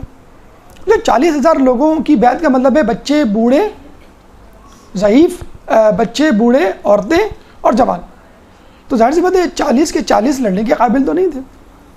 امام حسن نے 12,000 افراد کو اس میں سے منتخب کیا اور لڑنے کے لیے روانہ کیا۔ حاکم شام 60,000 کا لشکر اور امام حسین کا 12,000 کا لشکر، 12 پنجے 60، 5 گنا زیادہ بڑا لشکر تھا حاکم شام کا۔ لیکن اس کے باوجود ایک پریشانی، ایک خوف کہ ہم کو شکست نہ ہو جائے، اس نے ایک افواہ پھیلا دی کہ امام حسن علیہ السلام نے مجھ سے صلح کر لی ہے۔ جب یہ افواہ پھیلی تو لوگوں میں بھگدڑ مچ گئی، پھوٹ پڑ گئی۔ بالکل ایسا ہی ہوا جیسے جنگ صفین میں ہوا تھا۔ جنگ صفین میں جب قرآن کو نیزوں پر رکھ کر بلند کیا گیا تو پھوٹ پڑ گئی۔ کچھ لوگوں نے کہا کہ بھئی قبول کر لیں حکم قرآن کا، کچھ لوگوں نے نہیں قبول کرے۔ جن لوگوں نے مولا علی کی مخالفت کی ان کو پھر خوارج کی فہرست میں جانا پڑا۔ اب یہی صورتحال یہاں پر بھی ہو گئی۔ کچھ لوگوں نے کہا بھئی قبول کر لیں، کس نے کہا صلح کر لیں، کس نے کہا نہیں کریں، اور جنہوں نے کہا کہ بھئی قبول کر لیں ان لوگوں نے بھی الزام لگائے، حالانکہ ایسا کچھ بھی نہیں ہوا تھا۔ یہاں تک یہ ہو گیا تھا کہ خیموں میں جب لوگ اٹھتے سو کر تو ایک اشرفی کی تھیلی لٹکی ہوتی تھی اور ہر کسی کو اس کے منصب اور شخصیت کے اعتبار سے رشوت دی جاتی تھی۔ آہستہ آہستہ لوگ کٹتے چلے گئے، پھر لوگوں کو دھمکیاں بھی دی گئیں کہ بھی جو قبول نہیں کرے گا اس کے ساتھ یہ حشر کیا جائے گا۔ آپ اس کا اندازہ لگا سکتے ہیں کہ نعوذ باللہ امام حسن علیہ السلام پہ رقیق الزامات اور جملے کسے گئے، مضل المومنین کہہ کے ان کو مشہور کیا گیا اور مسلح تک ان کے قدموں سے چھین لیا گیا۔ اور جب وہ مدائن گئے تو مدائن پر حملہ بھی کیا گیا۔ آپ نے دیکھا ہوگا، پڑھا بھی ہوگا امیر مختار میں، کس طرح ان کے چچا نے ان کو پناہ دی اور ان کا علاج معالجہ کروایا۔ تو اب یہ بات ثابت ہو گئی جب آپ پر قاتلانہ حملہ ہوا، مسلح کھینچا گیا اور آپ کے دوستوں میں کمی ہونے لگی، دشمنوں کی تعداد میں اضافہ ہونے لگا کہ اب جنگ کسی کام کی نہیں۔ دیکھیں، جہاد کا یا جنگ کا ایک اسلامی اصول سیدھا سا یہ ہے کہ جہاد اس وقت کیا جاتا ہے کہ جب فتح یقینی ہو۔ ٹھیک، اگر فتح یقینی نہ ہو یعنی 50-50 چانس ہو، یا شکست یقینی ہو، لیکن اس صورت میں یہ دیکھا جائے گا کہ نقصان یا قربانی دینا دین کے مفاد میں ہے یا نہیں۔ اگر دین کے مفاد میں ہوگا تو پھر بڑی سی بڑی قربانی دینے سے بھی دریغ نہیں کیا جائے گا، جیسے کربلا میں ہوا، سراسر نقصان، سراسر جیسے کہ ہلاکت دیکھا جائے نعوذ باللہ۔ بظاہر امام کو یقین تھا کہ ہم شہید کیے جائیں گے، بلکہ انہوں نے پہلے کہہ بھی دیا تھا یہاں ہمارے سر کٹیں گے، یہاں ہمارے سر تن سے جدا ہوں گے اور یہاں پر جو ہے وہ ہم کو مارا جائے گا۔ لیکن وہ قربانی افادیت رکھتی تھی، مفید تھی۔ اسلام ایک ایسا پودا تھا کہ جو مرجھا جا رہا تھا، مر رہا تھا، اور جس طرح پودے کو پانی کی ضرورت ہوتی ہے، اسلام کے پودے کو خون کی ضرورت تھی، اور جب خون معصوم اس میں جائے گا تو پھر کیا ہی بات۔ تو امام نے اپنا خون دیا، اہل بیت کا خون دیا، اپنے انصار و اعوان کا خون دیا۔ تو یہ اگر بات ذہن میں رکھ لی جائے کہ یا تو فتح یقینی ہو یا شکست کی صورت میں، نقصان کی صورت میں فائدہ ہو رہا ہو، کوئی افادیت ہو، اسلام کی سربلندی ہو، اس کے لیے کوئی مثبت پہلو ہو، تو پھر آپ اس کو کر سکتے ہیں۔ مثلا ہم دیکھتے ہیں کربلا میں نقصان ہی نقصان تھا، لیکن آگے چل کر اس کا فائدہ ہوا۔ چنانچہ امام جو ہے وہ صلح پر آمادہ ہوگا۔ یہ بھی آپ دیکھ لیجئے کہ صلح کی ابتدا امام کی طرف سے نہیں ہوئی۔ امام نے نہیں کہا کہ چلو میں صلح کر لیتا ہوں، حاکم شام نے سادہ کاغذ بھیجا اور یہ کہا کہ بھئی یہ سادہ کاغذ، اس پہ آپ شرائط لکھیں اور خود ہی دستخط کر دیں، بلینک چیک. حاکم شام نے بھیجا تھا، آپ نے نہیں منگوایا تھا، آپ نے نہیں کہا تھا کہ بھئی میں صلح کرنا چاہتا ہوں. حاکم شام کو کہا گیا، حاکم شام نے کہا کہ یہ سادہ کاغذ ہے، اس پہ جو شرائط آپ لکھیں. دیکھیں چاہتے تو وہ زر و جواہرات مانگ سکتے تھے، دنیا مانگ سکتے تھے، کسی چھوٹے علاقے کی حکومت مانگ سکتے، کچھ بھی مانگ سکتے تھے، لیکن انہیں جو شرائط رکھی اس سے آپ کو اندازہ ہو جائے گا کہ کس طرح جو ہے امام نے جو ہے وہ فائدہ اٹھایا. خیر بہرحال جب حاکم شام نے یہ دیکھا کہ اس سے ہمارا کام نہیں بن رہا تو اس نے آپ کے قتل کا منصوبہ بنایا، اور اس کے لیے آپ کی بیوی جودہ بن اشعث بن کندی، اشعث بن کندی کا نام سنا ہوگا، جس کے بارے میں کہا جاتا ہے کہ بغض معاویہ میں علی کے ساتھ آ کے ملا تھا. جودہ بن اشعث کو منتخب کیا اور یہ لالچ دیا کہ میں تمہیں 1,00,000 درہم دوں گا اور اپنی بیٹے کی شادی تم سے کرواؤں گا.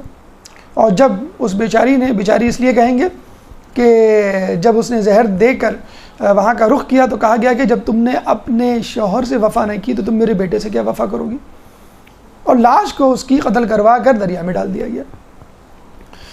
نہ خدا ملا، نہ وصال صنم، نہ ادھر کے رہے، اور اہل بیت کے مارنے والوں کو، تکلیف دینے والوں کو، قتل کرنے والوں کو کچھ بھی نہیں ملا. کربلا کے قاتلین کے بارے میں بھی آپ نے پڑھا کہ کتنا ودن منتھس ودن ایئرز ان کو موت آئی. جودہ بن اشعث نے، اچھا یہاں بھی ایک بات مد نظر رہے کہ فقط یہ پہلی مرتبہ نہیں تھا جودہ بن اشعث نے زہر دیا، اس سے پہلے بھی امام کو زہر دے کے ہلاک کرنے کی، شہید کرنے کی کوشش کی گئی.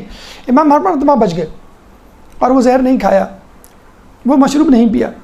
اچھا یہاں پر ایک سوال کا جواب بلکہ ہمیں مل جاتا ہے جو ہمارے کچھ لوگ اٹھاتے ہیں کہ اگر امام کو معلوم ہے کہ اس انگور میں زہر ہے، امام کو معلوم ہے کہ اس شربت میں زہر ہے، تو امام کیوں پیتے ہیں؟ یہ تو خودکشی ہوئی. تو آپ دیکھیے امام حسن علیہ السلام نے اس سے پہلے جو کوششیں ہوئیں ہلاک کرنے کی، اس میں سے صاف بچ کے نکل گئے. ان کو اس وقت بھی معلوم تھا جودہ بن اشعث کے دیے گئے شربت میں یا کھانے میں زہر ہے، اور پہلے بھی معلوم تھا، لیکن پہلے امر خداوندی، رضا الہی ساتھ نہیں تھی. خدا کی رضا یہ تھی کہ بھئی تم بچ جاؤ، تم اس وقت اپنی جان نہ دو اور اس وقت یہ شربت، یہ کھانا نہ کھاؤ.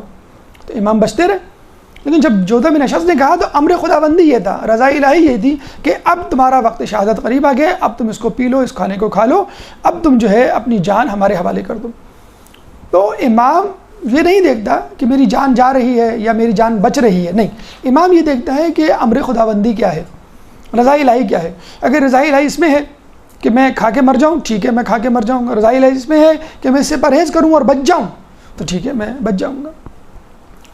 جودہ بن اشعث کے زہر پر آپ کی شہادت ہوئی، اور یہ کہا جاتا ہے حاکم شام نے باقاعدہ سجدہ شکر ادا کیا. اس کے بعد آئیے ہم ان دو الزامات کی طرف چلتے ہیں جو آپ کی ذات مقدسہ پہ اٹھا گئے، ایک کثرت الازواج اور صلح امام حسن. ایک درود پڑھ دیں محمد والے محمد پہ.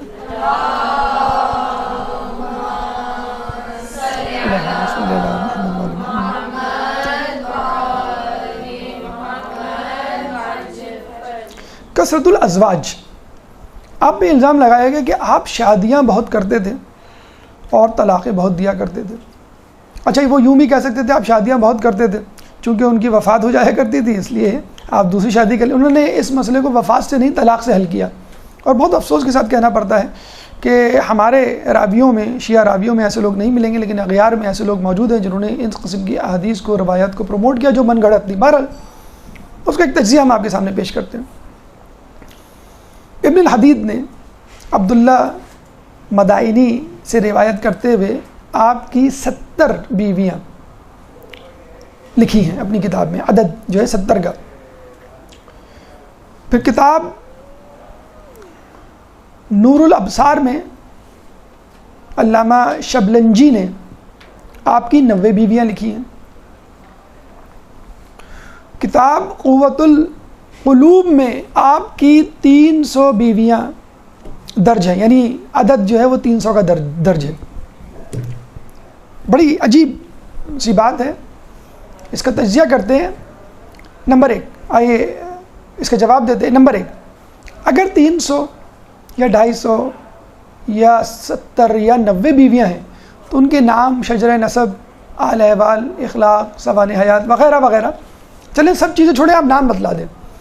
کہیں کسی کتاب میں ان کے نام مذکور نہیں ہے. بالکل ایسا ہی ہے کہ 12 کا عدد تو ہے کہ میرے بعد 12 خلیفہ 12 امام ہوں گے، لیکن 12 اماموں کا خلیفہ کا نام درج نہیں ہے. اسی طرح بیویوں کی تعداد تو درج ہے 70 90 250 300، لیکن نام درج نہیں ہے. ہمارے یہاں 9 بیویاں ملتی ہیں اور ان کے نام بھی ملتے ہیں. نمبر 1 ام فروا، نمبر 2 ام بشیر، نمبر 3 ام حسن، نمبر 4 ام اسحاق، نمبر 5 خولہ، نمبر 6 رملہ، نمبر 7 سقفیہ سے سقفیہ، نمبر 8 بنت امراء القیس، اور نمبر 9 جودہ بن اشعث.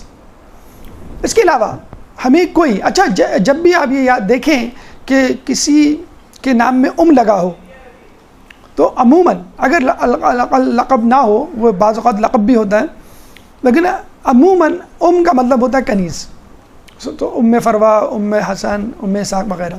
بہرحال اب آپ یہ دیکھیے، ایک تو نام کا مسئلہ ہو گیا کہ اگر یہ ہیں اتنی تعداد میں تو آپ ہمیں نام بتا دیں.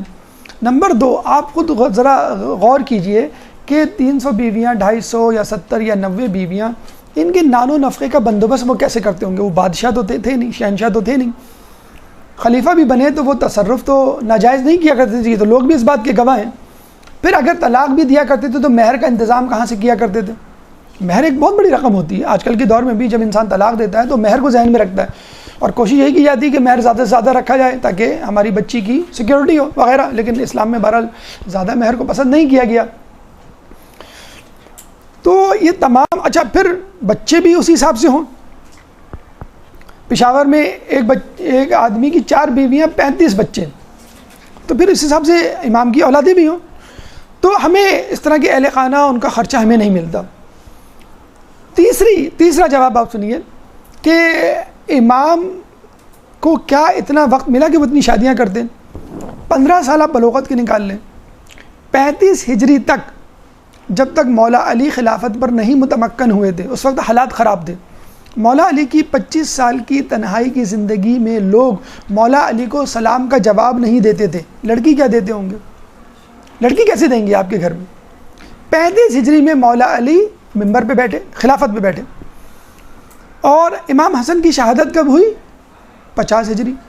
تو امام حسن کو 15 سال ملے فقط. اس 15 سال میں کم سے کم تعداد 70 کی ہم لے لیں تو ہر 2 مہینے بعد ایک شادی. کراچی اور بر صغیر کے ماحول میں تو اگر تمام رسومات ادا کی جائے تو پورا مہینہ 2 مہینے جو ہے وہ شادی میں گزر جائے. اگر 300 کا عدد ہم سامنے رکھیں تو 1 مہینے میں 2 شادی. یہ بھی عجیب محیر العقول ہے، یعنی عقل سے دور ہے بات. ایک تو نام درج نہیں ہے، یہ ایک جھوٹ، اور دوسرا یہ کہ اتنی کم مدت میں 15 سال کی مدت میں 70 کم از کم یا زیادہ 300 شادیاں بالکل ناممکن ہے، ناممکنات میں سے ہیں. اور اس کے بعد نان و نفقہ ہم نے کہا کہ یہ بھی ناممکن. دوسری آخری اہم بات جو علماء نے بہت اچھی بیان کی ہے کہ آپ پہ یہ الزام لگایا گیا، اس کا مطلب ہے کہ واقعی آپ صاحب کردار تھے. ایک بڑی عجیب روایت مشہور ہے لوگوں میں، ہمارے یہاں نہیں، کہ مولا علی نے ایک دفعہ خطبہ دیا اور یہ کہا کہ لوگوں، میرے بیٹے حسن کو بیٹیاں مت دینا، یہ طلاقیں بہت دیتے ہیں.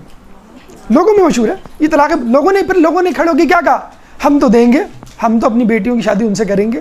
اس کا مطلب کیا ہوا کہ نعوذ باللہ امام حسن علیہ السلام کا کردار اتنا بہترین تھا کہ مولا علی کے قول کو لوگوں نے ٹھکرا دیا کہ ان کا کردار اتنا مضبوط ہے، چاہے وہ 300 طلاقیں دے دیں، 300 خواتین کو طلاقیں دے دیں، ہم پھر بھی لڑکی دیں گے کیونکہ وہ صاحب کردار ہیں. یہ تو خود ان کے صاحب کردار ہونے کی دلیل ہے. اس کا مطلب کیا ہوا؟ وہ طلاقیں دیا نہیں کرتے تھے، طلاقیں لی جاتی تھی.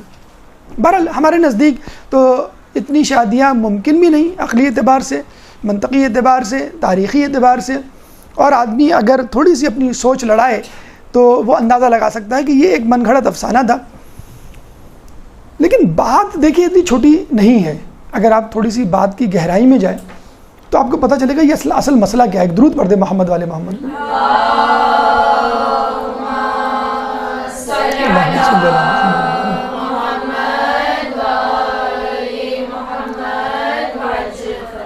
ہم سو رہے ہیں لیکن ہمارے دشمن نہیں سو رہے.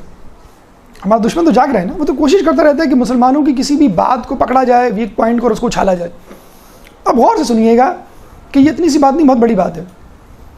مباہلے میں عیسائیوں کو شکست ہوئی، اس کا بدلہ لینا تھا۔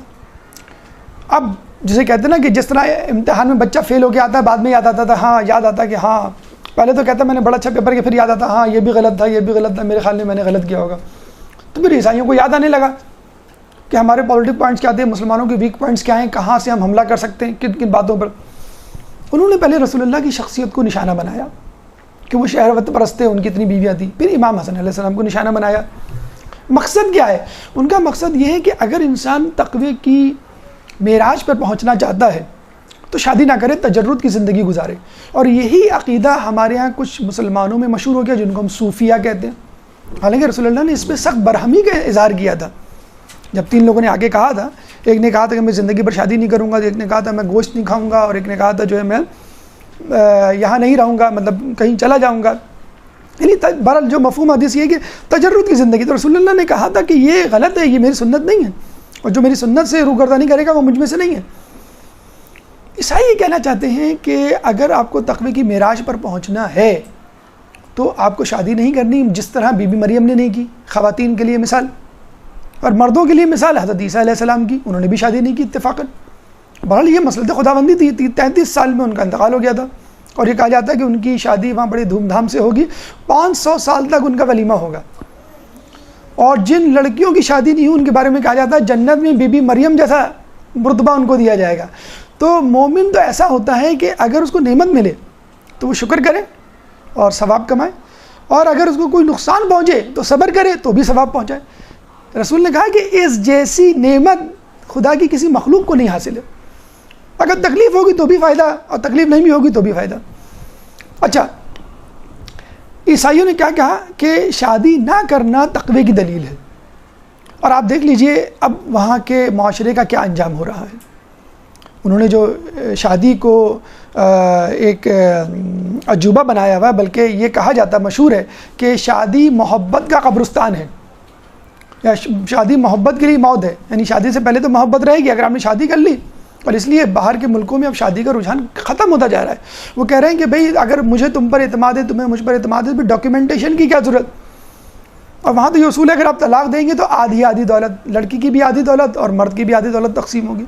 بہرحال مسلمانوں کی اس کثرت الازواجی، پولیگیمی جسے کہتے ہیں، 4 شادیوں والی بات کو انہوں نے پکڑ کے رکھا ہوا ہے۔ عیسائیوں سے یہ بات چلی تھی، رسول اللہ پر، پھر امام حسن، پھر باقی لوگوں پر۔ اس وقت جو مسلمان امیگریشن کے لیے جاتے ہیں یورپی ممالک میں، خصوصی طور پہ عرب ممالک سے، ان کی 1 سے زیادہ بیویاں ہوتی ہیں۔ بر صغیر پاک و ہند کے مرد تو بیچارے مظلوم ہیں، لیکن وہاں بھی اکثر کی 1 سے زیادہ شادیاں ہوتی ہیں۔ تو انہوں نے باقاعدہ اس پہ پابندی لگائی ہے کہ آپ اس کو نہیں تسلیم کریں گے اور 1 سے زیادہ شادی نہیں کریں گے۔ ٹھیک، پھر اگر آپ نے بے راہ روی، عورتوں کی بے حجابی پہ کوئی تنقید یا کوئی ایسا رد عمل کا اظہار کیا، آپ کو نکال دیا جائے گا۔ آسٹریلیا میں بھی ایک عالم دین کو نکالا ہے کہ اس نے اس بے راہ روی پر تنقید کی تھی، بے حجابی پہ تنقید کی تھی آسٹریلیا میں، انہوں نے نکال دیا کہ بھئی آپ کو اجازت نہیں ہے۔ میں آپ کو بتا رہا ہوں کہ جو ماحول بننے جا رہا ہے، ابھی جو شوٹنگ ہوئی ہے گے کلب میں، 50 لوگوں کو جو مار دیا گیا ہے، اس میں پھر ایک بحث نکل پڑی ہے کہ یہ جائز ہے ناجائز ہے۔ اچھا اس کو چھوڑیں آپ، یہ تو سب غیر مسلم ہیں نا، آپ کے امیگریشن والے، یورپ والے۔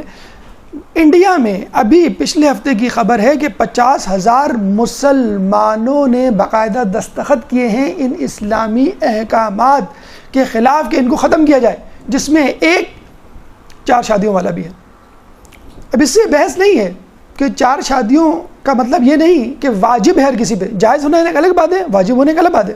رسول اللہ جب تک بی بی خدیجہ زندہ رہی دوسری شادی نہیں کی، مولا علی جب تک بی بی سیدہ زندہ رہی دوسری شادی نہیں کی۔ تو اگر بیوی واقعی آپ کی ذہنی مطابقت کے حساب سے ہو تو پھر دوسری شادی کی ضرورت ہی نہیں رہتی، پھر وہ ایک اختصاص ہے، ایکسیپشنز ہے۔ افسوس کے ساتھ کہنا پڑتا ہے کہ انڈیا کے مسلمانوں نے 50,000 دستخطوں کے ساتھ ایک یادداشت حکومت انڈیا کو پیش کی ہے کہ یہ اسلامی ممالک وہ ہیں، ہمیں نہیں چاہیے اسلامی احکامات۔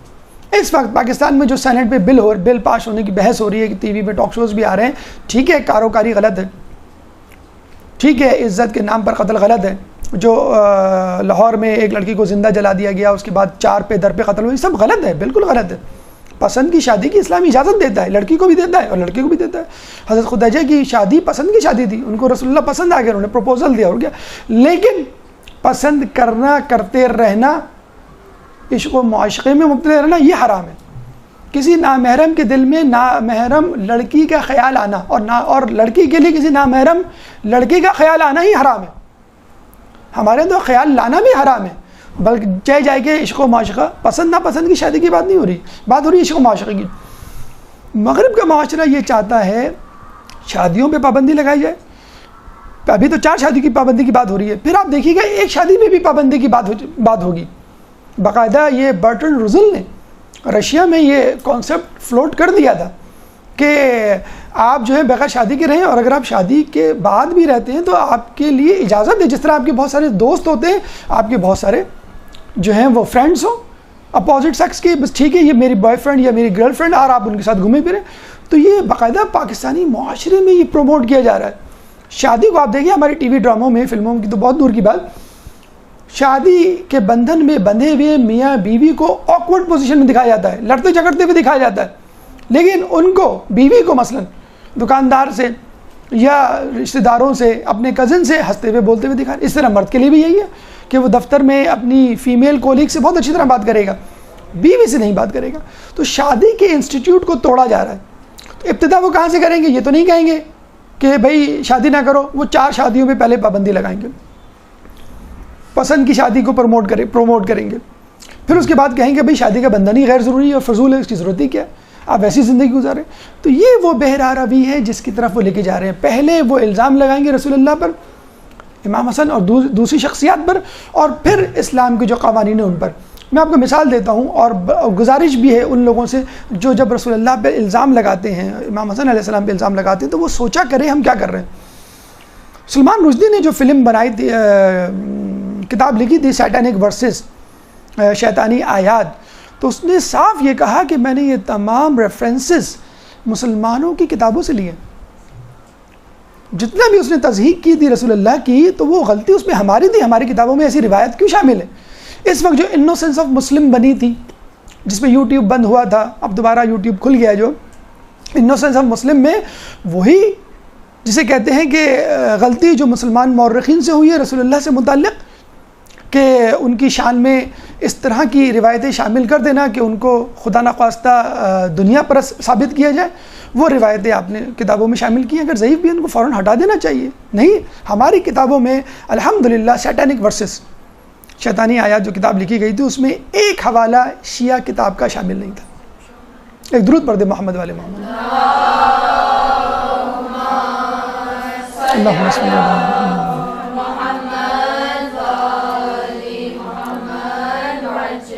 تو الزامات لگانے سے پہلے یہ دیکھ لیجئے کہ یہ الزامات میڈیا کی دنیا ہے، پرنٹ میڈیا کے ذریعے یا جسے کہتے ہیں آڈیو ویژول گیجٹ کے ذریعے کسی اور جگہ بھی پہنچ سکتی ہے، اور لوگ ہمارے لیے جگ ہسائی کا سامان اور دلیل ہمارے سامنے پیش کر سکتے ہیں کہ بھئی تمہاری کتابوں میں ایسے لکھا ہے، تم لوگ خود ایسے ہو۔ اب آئیے امام حسن پہ لگایا جانے والا دوسرا الزام صلح امام حسن علیہ السلام کے حوالے سے۔ ایک درود پڑھ دے محمد والے محمد۔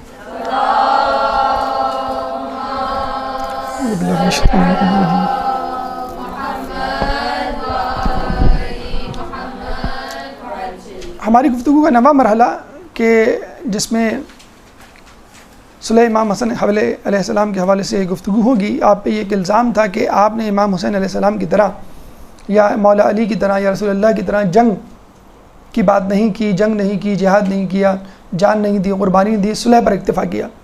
جیسے ہم نے آپ کو بتایا کہ 40,000 کی بیعت ہوئی، 12,000 کا لشکر تیار ہوا، 60,000 کا لشکر امیر شام نے تیار کیا، اور پھر جب اس نے دیکھا کہ شاید مجھ کو شکست ہو سکتی ہے تو صلح کی افواہ اڑائی گئی۔ امام حسین نے جو ہے وہ سادہ کاغذ جب انہوں نے ریسیو کیا، ان کو ملا، تو لوگوں سے پوچھ کے مشاورت کر کے صلح پر آمادگی کا اظہار کیا۔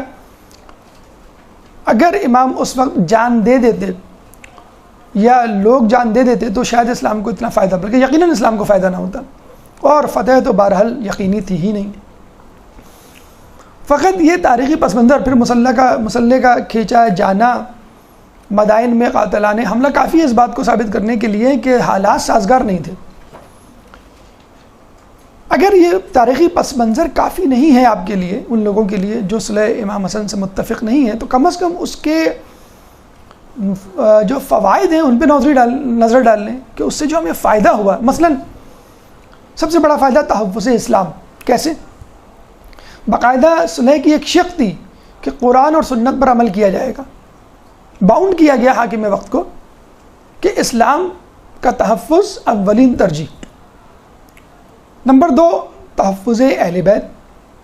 سب و شتم 80 سال تک 40,000 مساجد پر علی اور اہل بیت پر سب و شتم کیا جاتا تھا، وہ بند کروایا گیا. اہل بیت کی عزت و ناموس کو محفوظ کیا گیا.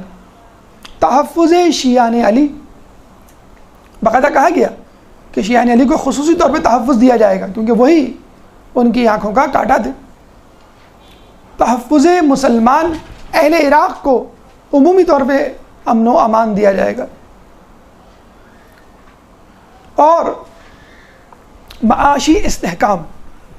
پابند کیا گیا حاکم شام کو کہ آپ ہر سال 1,00,000 درہم سالانہ، یعنی ہر سال، اور کوفے کا بیت المال امام حسن کے علیہ السلام کے پاس رہے گا. تو دیکھا جائے اسلام کو تو فائدہ ہوا، خود مسلمانوں کو بھی فائدہ ہوا، معاشی استحکام آیا. وہ ایک الگ بات کہ کسی ایک شرط پر بھی عمل نہیں ہوا جو کہ آپ کی شہادت پر متنج ہوئی اور بعد میں اہل بیت پر مزید مظالم ڈھائے گئے. یہ قلیل المدت فوائد تھے. کچھ فوائد طویل المدت بھی تھے جو آج تک ہم دیکھ رہے ہیں. مثلا چور کو چوکیدار بنا دیا گیا. محلے میں آپ کو اپنے مال کی چوری کا خدشہ ہو کسی شخص سے تو آپ اپنا مال اسی کے پاس رکھوا دیں، وہ محفوظ رہے گا. تو دین کے پرخچیاں اڑانے والوں کو دین کی چوکیداری سونپ دی گئی. اس کے بعد اعتراف جرم کروایا گیا. یعنی جب یہ شک شامل کی گئی کہ قرآن و سنت پر عمل کیا جائے گا تو اس کا مطلب کیا ہوا؟ اب تک قرآن و سنت پہ عمل نہیں ہو رہا تھا اور قرآن و سنت پر اب عمل ہوگا.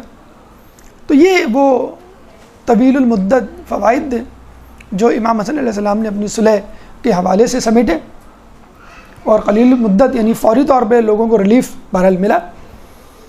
کہنے کا مقصد یہ ہے کہ انبیاء کو بھیجنے کا مقصد، ائمہ کو بھیجنے کا مقصد، اولیاء اللہ، مجتہدین، علماء کو اس بات کی تاکید کہ دین کو پھیلاؤ، سب کا ایک ہی مقصد ہے، تحفظ دین، بقائے اسلام.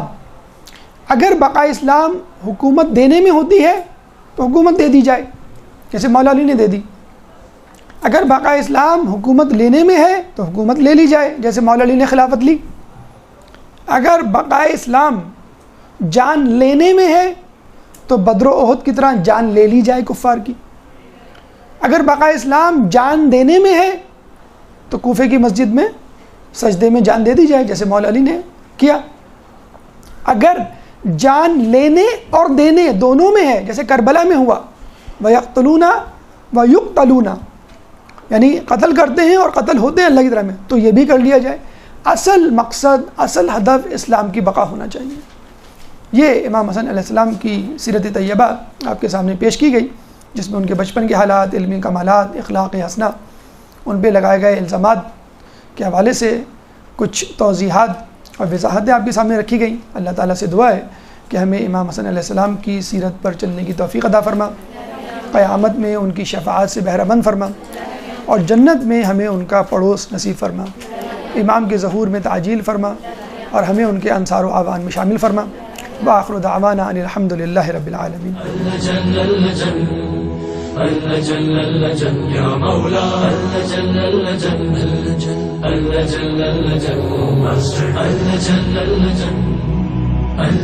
يا صاحب السماء